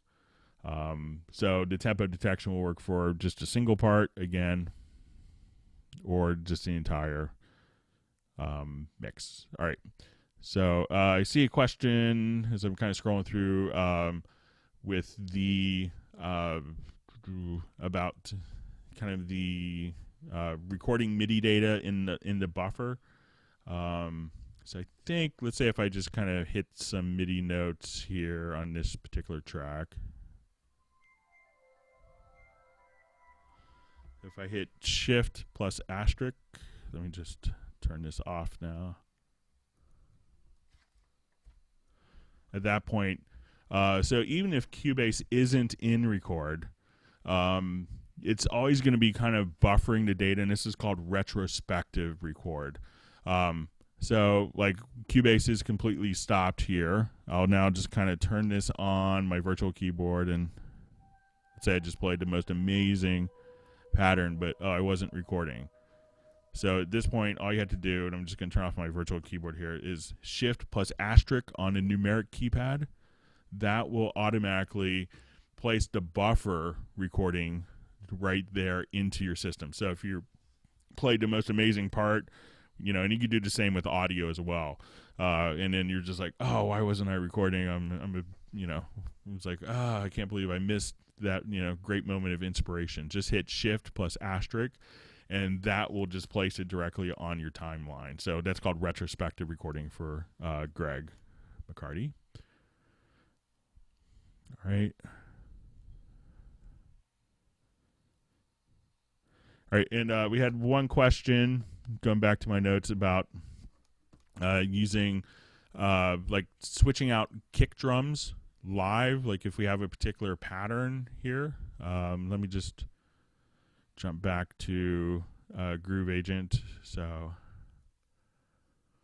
just activate this project. So if someone wanted to like hear different kick drums live and be able to kind of audition, and I assume that this is kind of in for MIDI data, but you kind of do the same thing using different samples on Groove Agent pads for live audio and just kind of triggering it. Let me just revert this to kind of our known starting point.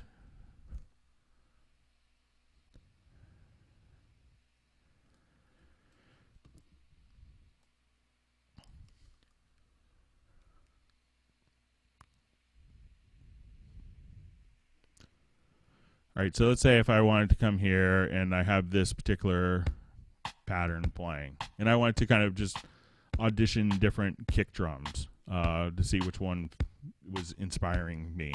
So one of the things you could actually do is actually just kind of come right here, and you could actually set up different locations. So, and if you go to load, and we can say we're going to look at our instrument, we're going to select the pad here. And now we could go to our different kits here. So say, okay, I have a kick here. Let me just double click. And so we say, okay, let's just try this sound. So and you could just kind of double click on, and while the track is playing, you could audition different kick drums. So kind of, you know, once you have this set up, now once you kind of have like a location set up with like all your different kicks or different samples, you could actually just kind of click on the plus symbol here, and that will allow you to actually just, you know, store that as a location that you could jump between. So you can say, okay, this is kind of where all my kick drums are, or I want to use these as my favorite snare samples. So at this point you can say, okay, and be able to just kind of, you know, go through a whole folder or whole, you know, hard drive full of different kicks and snares that easily. So very simple to kind of audition different sounds kind of while the sequence is playing.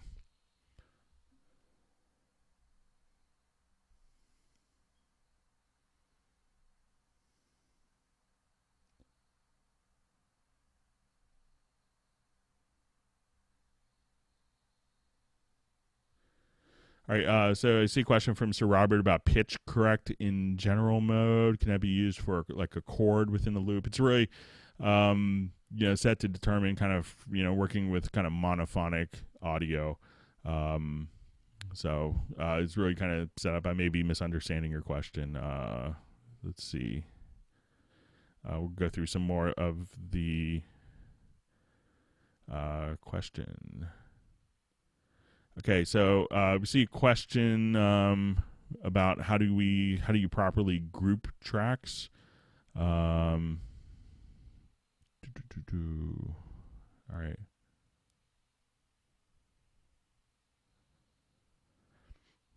Okay, so with grouping tracks, yeah, I'm seeing people. Yeah, my name is Greg Undo. Seeing people asking that question. So, you know, there's a couple different ways of grouping tracks. So you could group different tracks if you have, you know, a number of different audio tracks. Let me just jump to another project, or I'll show you this way first here. You know, so if you wanted to, you know, there's a number of different ways of kind of grouping tracks. You could do it on kind of like a mixer level, just by, again, you know, there's a couple different ways of doing it. Like really quick, if you have kind of static values, you know, using the quick link function, and you know, it's a really just, you know, like, you know, once you kind of learn that Shift plus Alt is a great quick link function, that's really super handy. You know, so you say, okay, like while you're building your mix, and you kind of have a rough balance here, and then as you kind of work on this, at that point you could just, you know, keep that proportionality there. Now, if you want these to be, if you have the existing automation like we discussed earlier, it may make sense to right-click here and say add a VCA fader. And the VCA fader doesn't actually doesn't actually sum the audio, so it's not going to affect the audio quality. And what's really handy about the VCA fader as well is you have the capability of, you know, when you adjust this, it doesn't affect the gain structure going into like your send effects. So, you know, when you drop your volume, it's not going to necessarily make your reverb, you know, swim on a vocal track more so than where it was before. So it doesn't affect that gain structure. So that's really handy. Now you could also, if I wanted to take these tracks here, we could also right click and say add group channel to the selected track. So we can say we're going to send this now to a stereo group, and this stereo group is now summing all the different, so those are all background vocals, and we wanted to take a group of those background vocals and then run it through an EQ or an insert for compression, something like that. We're able to just kind of do that directly, and this will sum the different channels. So those are some ways that you can group within the mixer. Plus, you're going to have just the link function, and we discussed this earlier with kind of we had a question about linking different inserts, you know, together as a single entity. So you could do the link groups. Now, if we're talking about editing parts on our project window, That could be kind of a different thing. So say if I jump to this project here,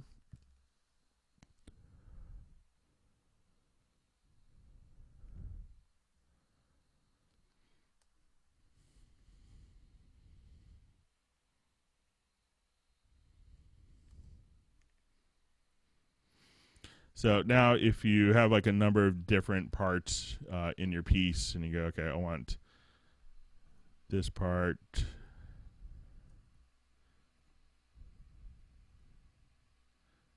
say like these different parts, you could hit Control G and now you can group those parts and Control U to ungroup them and treat them individually. So you can group different elements together in a mixer or from kind of an editing sense and have a group defined there as well. All right, let me just jump back to some of the questions that were sent in, make sure that we've gotten through some of those. And again, if you have more questions or if something is confusing of something we covered, I know we've covered a lot tonight, we can kind of go through that. So I think this was Greg's question, Greg McCarty, about a UR44 and the outputs. So the question is, when connected, an additional set of speakers only hearing sound from one of them, the 1/8" stereo jack is plugged into a Y splitter, and then a 1/4" jacks into outputs 3 and 4. Make sure that your Y splitter is stereo, and you can check to see if it has like a tip ring sleeve. Sometimes the Y splitters may send out 2 mono signals instead. So it could be that, you know, when you're sending it out, the Y cable, that you're only sending out of one channel. That's what it kind of sounds like. And sometimes if you get like an inexpensive Y cable from like, you know, a big box retail store, that can kind of happen if you're not really so sure of it. So check that just to make sure that the cabling, and you could actually just plug a set of headphones into the Y cable, like with the little 1/8" mini jack, and see if you're hearing both channels there, and then you would know that the speaker is going to be causing the problem. All right, we had a question about ASIO Guard and kind of, you know, what does ASIO Guard do? What is it? You know, how does it work? We hear this term ASIO Guard, and a lot of people may have noticed that like when they booted up like Cubase 7, there's some pretty significant performance increases, and with 8 there's a lot of performance increases, and this is something called ASIO Guard. Now when we're working with digital audio systems on your computer, you know, we have different buffer settings. So often if you kind of go to a control panel, you'll see something like a latency or like a buffer size. And how this works is basically the smaller the buffer, it means the harder your computer has to work. So if you're playing back a really large project and all of a sudden you're hearing some pops and crackles and computers are running a little slower, often increasing the buffer will, you know, give the computer a bit more headroom to work with, so that, you know, you can kind of free up some resources. But the problem is sometimes when you're tracking or recording, you want those tracks to be at lower latencies. So often, like, you know, people, when they're playing virtual instruments, you know, if you have a lot of latency for like a MIDI drummer, or someone's playing a piano part and they have high latency, and it's almost like they're playing to, you know, when like with a delay built in, that could be really off setting for the musical performance and can really kind of wig out the performers, which is something you don't want to do. But we figured that, you know, if we have like 100 tracks and you're only recording on one track, then maybe the 100 tracks don't have to have the latency set so low.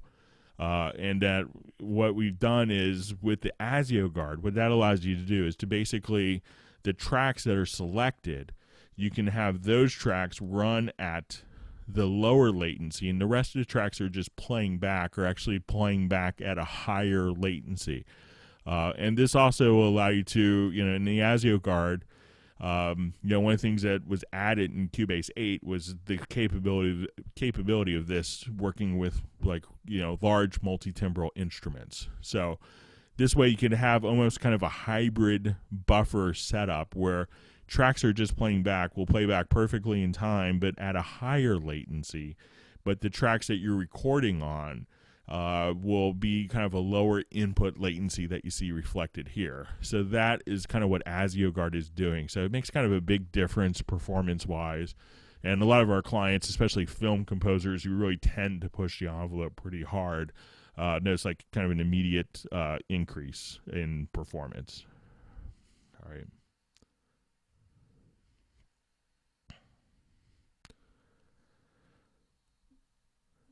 All right, let's go back and let me look at some of our questions that were sent in. Make sure we've gone through these.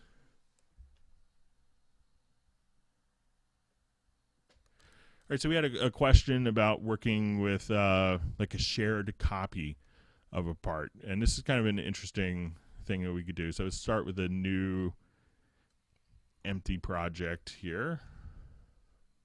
And put it into its own folder here. So let's say if I want to start off with my MediaBay, and we'll find some MIDI loops.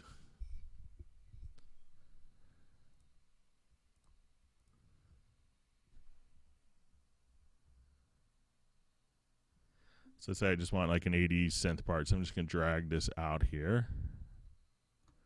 And let's go ahead and just listen to this. I have no idea what it's going to sound like.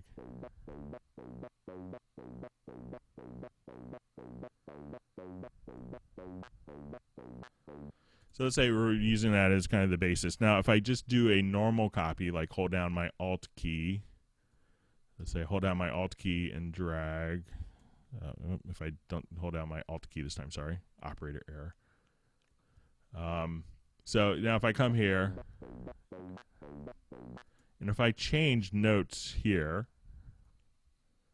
like these notes, let's say I'll just transpose these down, that this part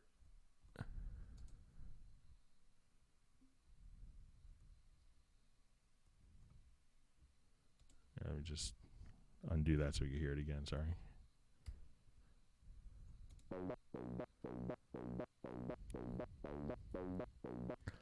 So what we could do is now if I change data in this first part, this part, if I want it to be the same thing, won't change.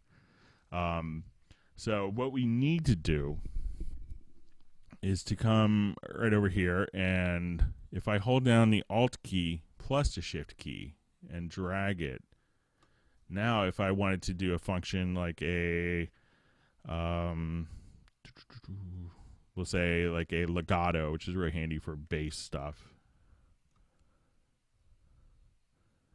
that we could actually see these changes reflect here. So if I wanted to take one note and we'll elongate this note and this note, since I held down the Alt and the Shift key, this would automatically reflect in those changes as well. So whatever I do in this part is automatically reflected into this part. So if we listen to this.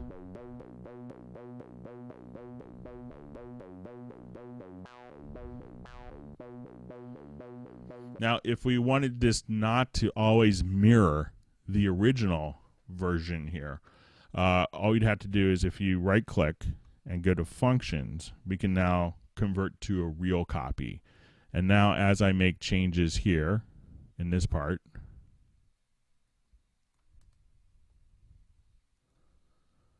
this will function independently. So again, if you hold down the Alt plus Shift key, you can make a shared copy, and that will automatically carry over all the edits. So if you have kind of like a repetitive pattern and you don't want it to edit like, 40 different repeats of the same thing, you could just kind of use the shared copy. So a regular copy is just drag with the Alt key, and Alt plus Shift will make it a shared copy. And to turn the shared copy into a real copy, right-click to Functions, and then you'll see under Functions, convert to real copy when it's a shared copy is there.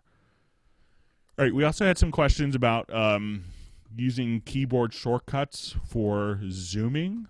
So if I wanted to, and this is one of the power user features of Cubase, is you can pull up the wrong window like I just did, but you can actually come here to the key commands, and you can customize the key commands for just about anything. So if we look at zoom, at this point we could just say, I believe there's a whole folder here for zoom, so you could see all the different keyboard shortcuts just listed here, and you could actually customize all the keyboard shortcuts as well, which is really handy. So a lot of power users will actually set up their own key commands so that they can just kind of fly through things without having to use the mouse all the time. But all the keyboard shortcuts that you've set up before, if they've gotten changed or anything like that, you could just select here, type in the key combination, and then just hit assign, and that will automatically assign that keyboard shortcut directly to that particular function, which we have set for zoom as well. So, all right, let me take a look at some other questions that we had come in previously, make sure I got through them all. If you can hang on.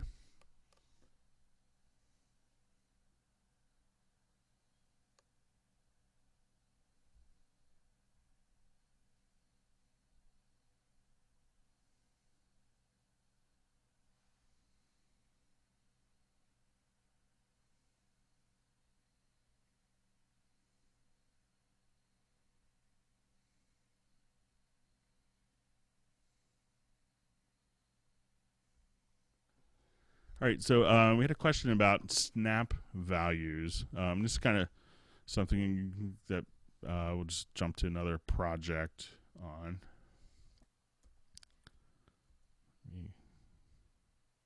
Actually, that one might have worked well. Sorry, let me just...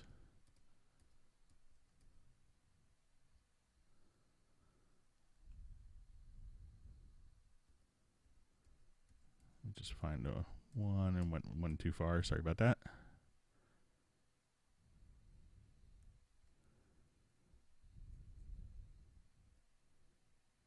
All right, well, I'll just make one here. Okay, so a lot of times when dealing with audio, you may have something as simple as a pickup note. So let's say if we have, just take, just find any audio file here.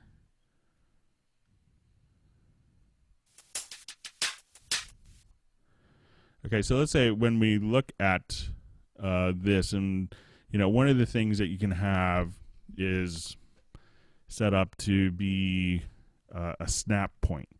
So let's say if we had a pickup here, and the downbeat was actually right here at this point, and not where the loop started.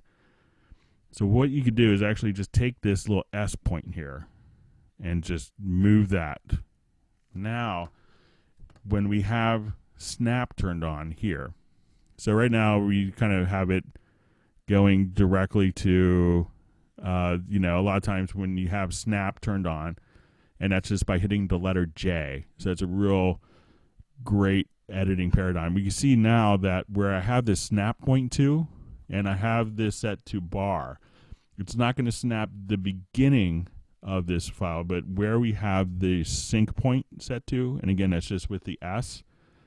So at that point, as I move this, it'll just snap that sync point directly to the grid. So if I choose this to be beat, it'll now only snap that part directly on a beat. So if you have a da da da da da da kind of phrase where the second note is the critical one that you want to be in sync, that's what you could do with the snap point right there.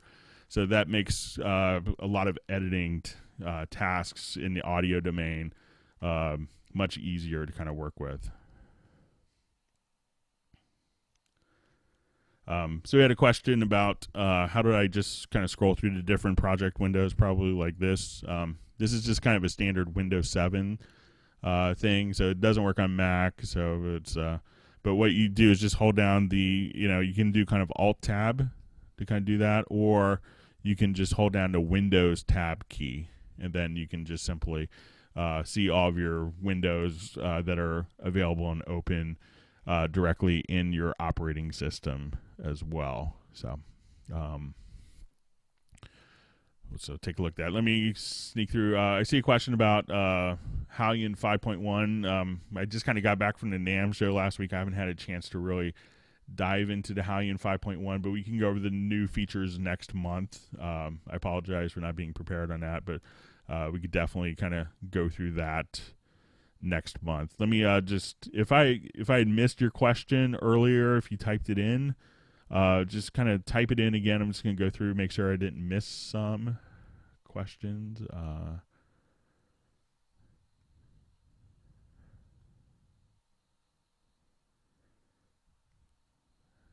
All right, just kind of going back through some of the earlier comments. And if you have other questions that have come up with different things that you've kind of worked with or seen tonight, something that's not clear, please feel free to kind of ask again.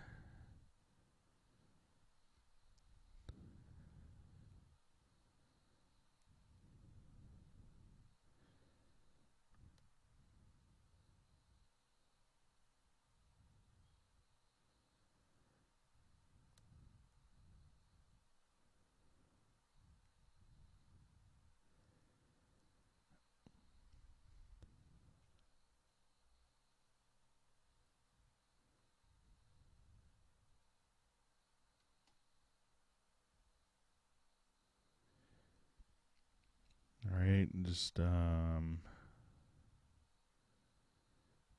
going through the comments. And again, if I've missed something, they're like, why won't you answer my question? Just let me know.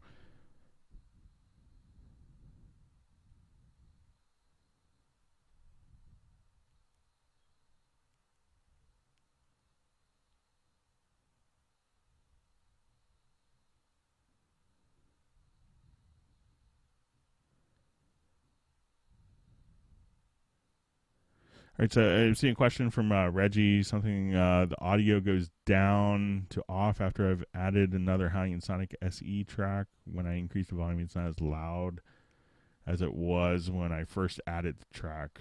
I'm not sure what's causing that. I haven't really experienced that, but if you want to send me like a project file, you can email me at gondo@yamaha.com. And I'd be happy to kind of take a look at it for you.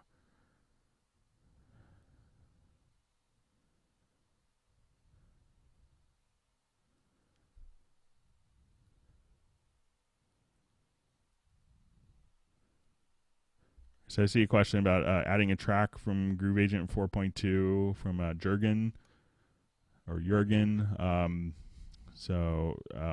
Maybe if you could elaborate on that question a little bit.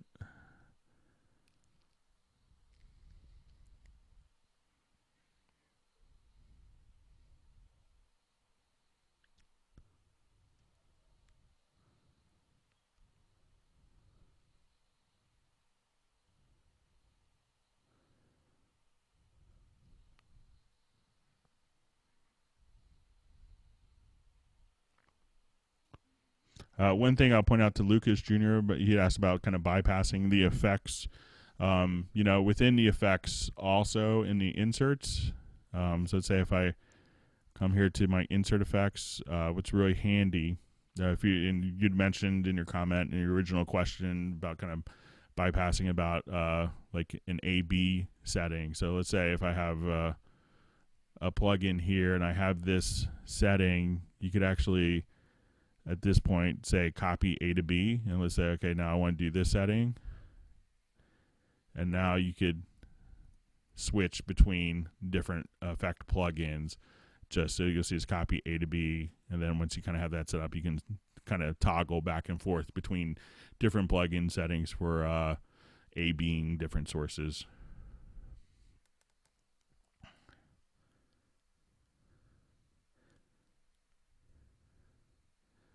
Again, Dwan, I'll try to download something that's Rewire compatible and see if we can, if I get the render in place working for that.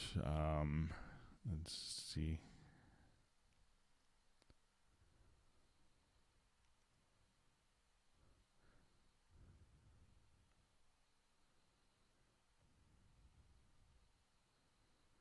All right, just going back through the topics, getting down towards the bottom.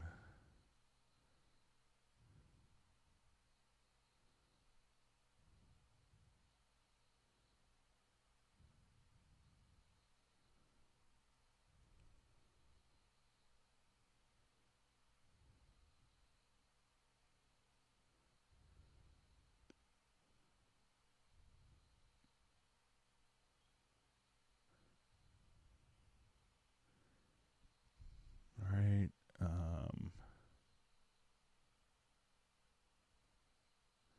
Okay, I'm just going to go back through the other topic questions that were sent in. And let me see if I've gotten through all of those. Make sure I didn't leave anyone out. One question had come up on Groove Agent. I know we seem to do it a lot, but there's a lot of questions on it.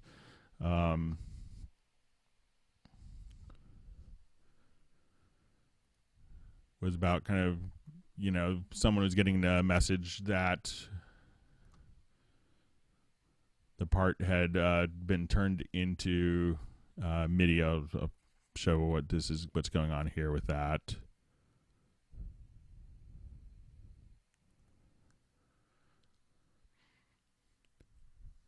So if you wanted to kind of edit the different MIDI patterns, it's easy to do in kind of all the agents, but it's a little different in the percussion agent and the acoustic agents. So if I go to my patterns here, a lot of times if you have a beat agent open,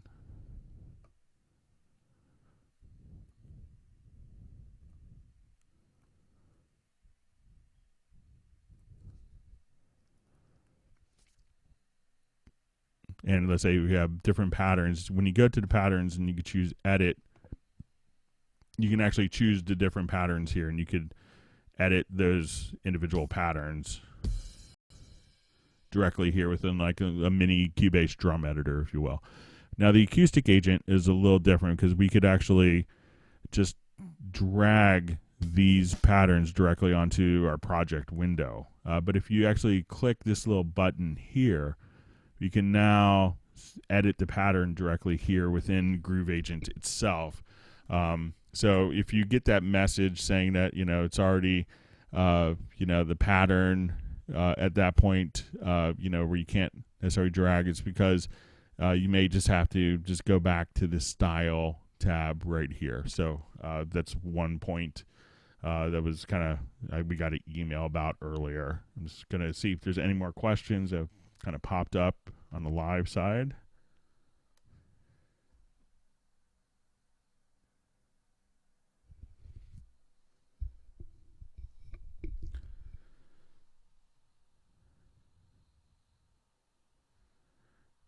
All right, let's see if there's just a couple more comments.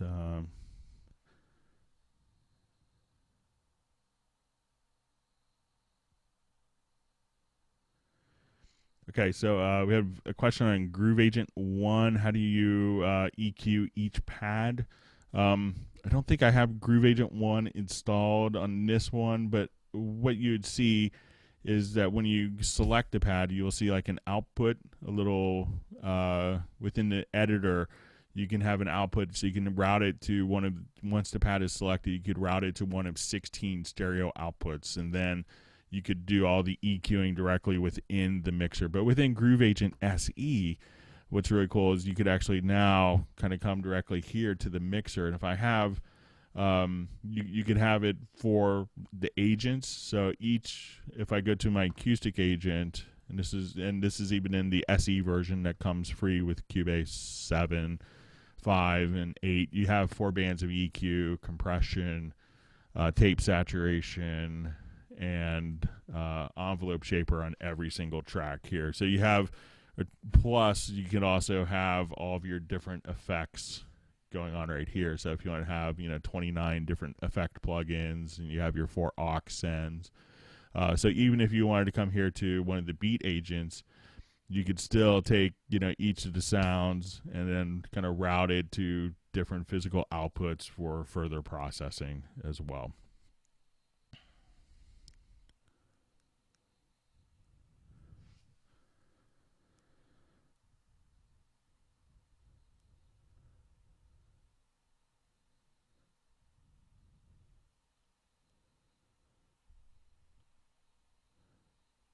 All right, so I'm just going to see some discussion on groups. Let me just read back, see if I can make sense of it. Sorry.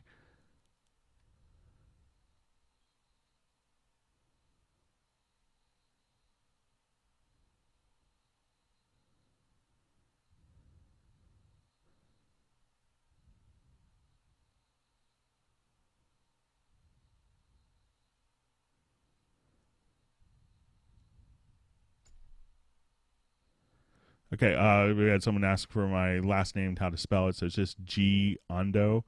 So Gondo, kind of like condo, but with the letter G. So Gondo at Yamaha.com.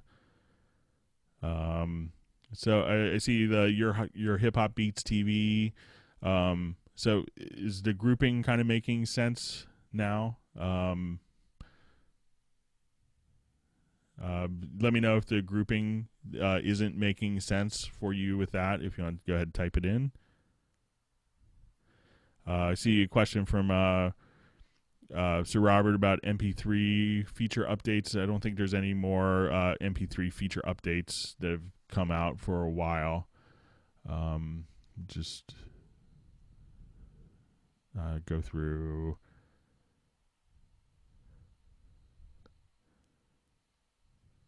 See a question from Rick on how's my boy. He's doing super well. So thank you for asking. All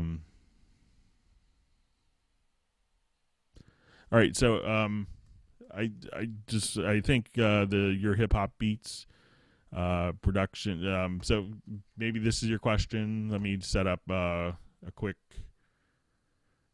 drum mix here for you, where you could do different grouping. So there's a couple different ways we could do that. So let's say if I want to take this project, and if I don't understand, just please let me know. So, all right. So if we have our drums here, and let's say okay, we have two different kicks. So I'm going to let me just grab a song where they're not linked. Or I'll just blow out the link here. Hang on.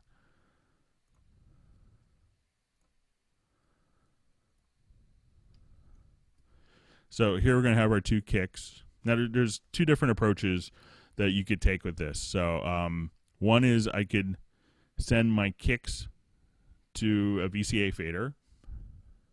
If you're just dealing with strictly volume level, then I want to take my snares and I could send them to a VCA fader. I could take my toms, let's say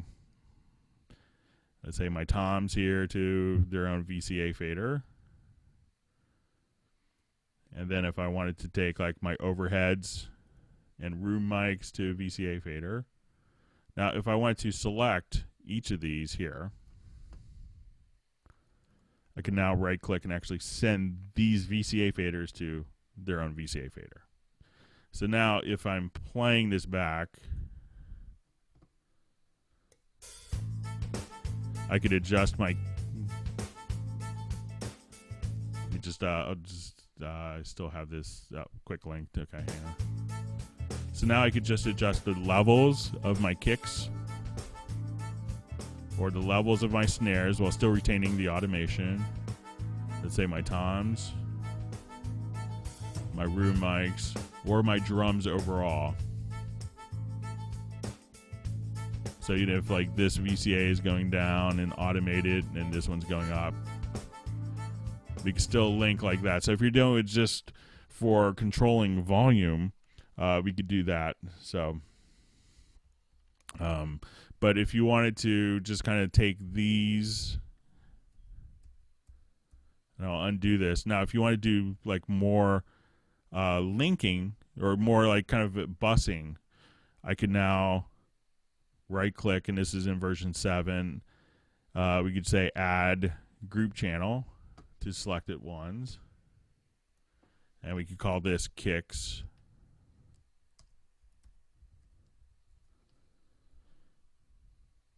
And this will kind of be added at the end of the mixer.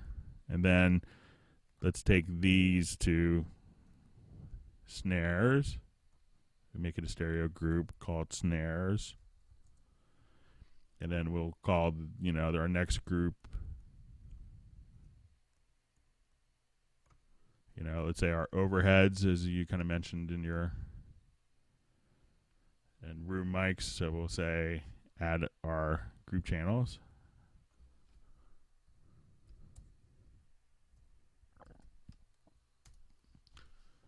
So now as we do that, we can now have our different drum channels just linked right here. So you could have your drums there. So that's another way of kind of linking that as well. So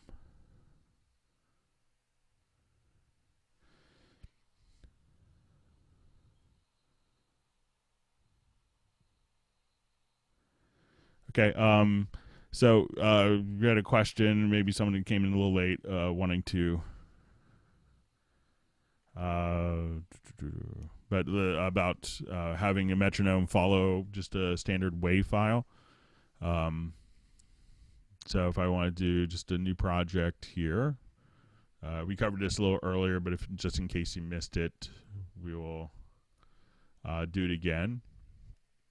And what's kind of cool is you could do this for a MIDI file or directly for a WAV file. So let's say I just want to we'll just import an audio file, and this is the piece we used before, something that wasn't recorded with a click track.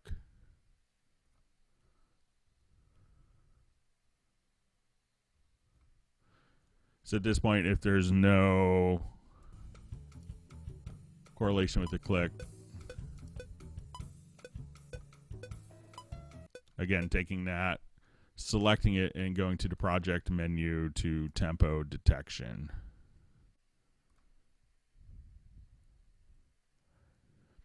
And now it's going to generate a click track based on the audio.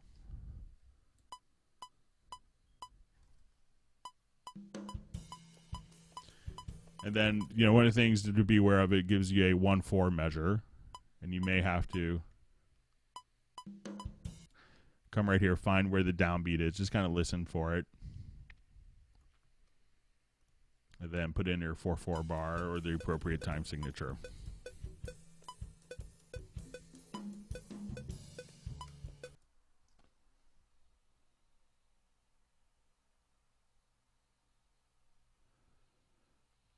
Okay, so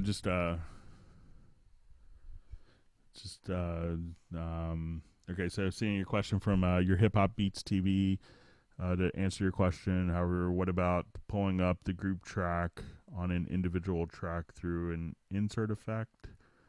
Can't do it through an insert effect, but you can through a send effect. So if you want to come here, you can now, if we have group tracks, if we go back to our previous example here. So if I activate, we'll activate this project real quick. And another way of sending it, so we can have your different destinations here in the routing. So if I wanted to route that to my kicks group, or you could also, if I want to send this into the, overheads, we can go into the sends here. So at this point, we can say, okay, I want it to go directly into our overhead room mic, and now we could activate that and send more of that. Now, something else that was added in Cubase 8, and I know you said you don't have Cubase 8, but I'll show you something that's pretty cool. All right, so is the ability of one of the things you have in the racks is something called direct routing. So if you actually want to do like parallel compression, what's really cool about this is we could just kind of go down here and let's just make sure we have our direct routing enabled.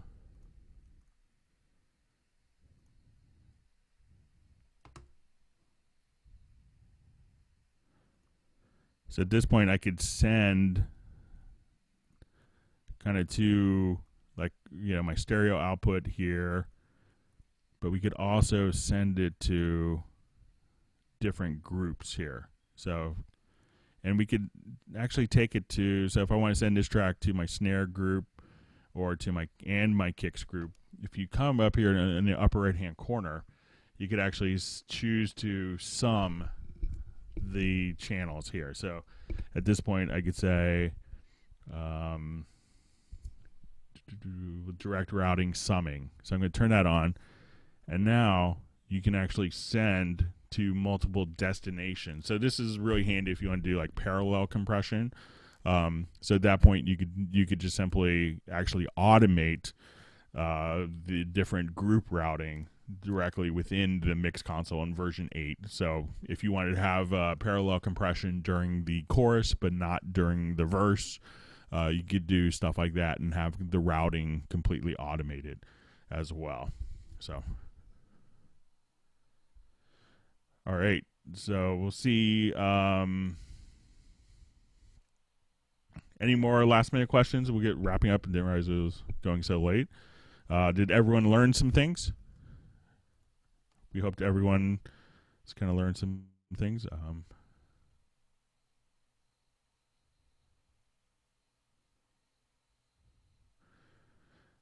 To see a question from Lunar12. So do you think it would be a good idea to have a pitch function within the MediaBay so it would not affect the timing of the sample? Yeah, I've seen some requests for that. I'll go ahead and kind of reiterate that as well. I understand why you'd want to do that. We have a lot of sound designers, especially for games, that really love to do that. So yeah, I completely understand the reasoning and why you need that. So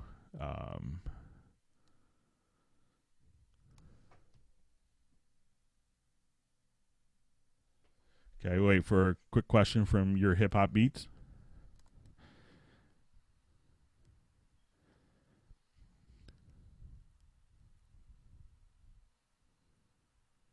I see a question when the next live feed will be. I'm probably going to get it set up in the next week or so. If you subscribe to the Club Cubase YouTube channel, I think you're automatically notified. Or if you go to YouTube, so if you go to youtube.com/clubcubase, or if you actually, look at, if you're in the U.S., we send out email blast about it, but you can also check steinberg.net/clubcubase, and it's always kind of listed there as well. I see a couple more comments coming in.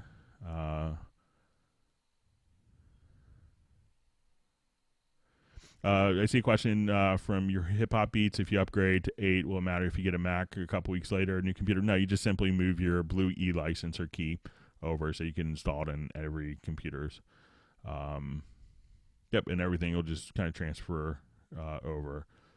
All right, so I'll try to get the date set up. So if you want to subscribe, and if you have questions for future topics, if you've watched this, please feel free to you could enter them here, or if you wanted to send me an email, that's fine as well. So we get kind of questions in advance. It allows me to kind of have stuff prepared, so I don't have to fumble around as much.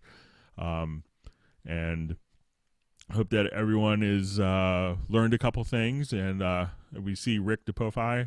Rick is online. He's up for a couple Grammys next week, so let's everyone wish him great luck for his amazing work on the Roseanne Cash record. If you haven't heard that, I think he recorded, edited, mixed it all in Cubase, and it's just a phenomenal recording. So best of luck to Rick, and I think it'll be a well-deserved recognition for a really great album. If you haven't heard that, please check it out. So I will work on a VST Connect tutorial. I'm still kind of recovering from NAMM. That just finished up last week, so I'll try to get that, and I meant to get it done by now. So I apologize for that. So next time we'll try to have the VST Connect tutorial video, and we'll go over more 5.1 Hallian, the new stuff.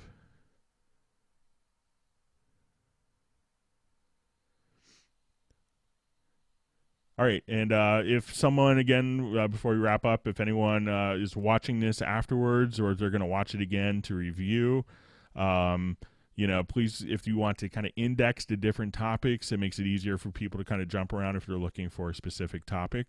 I'll go ahead and type my email address in the comments field.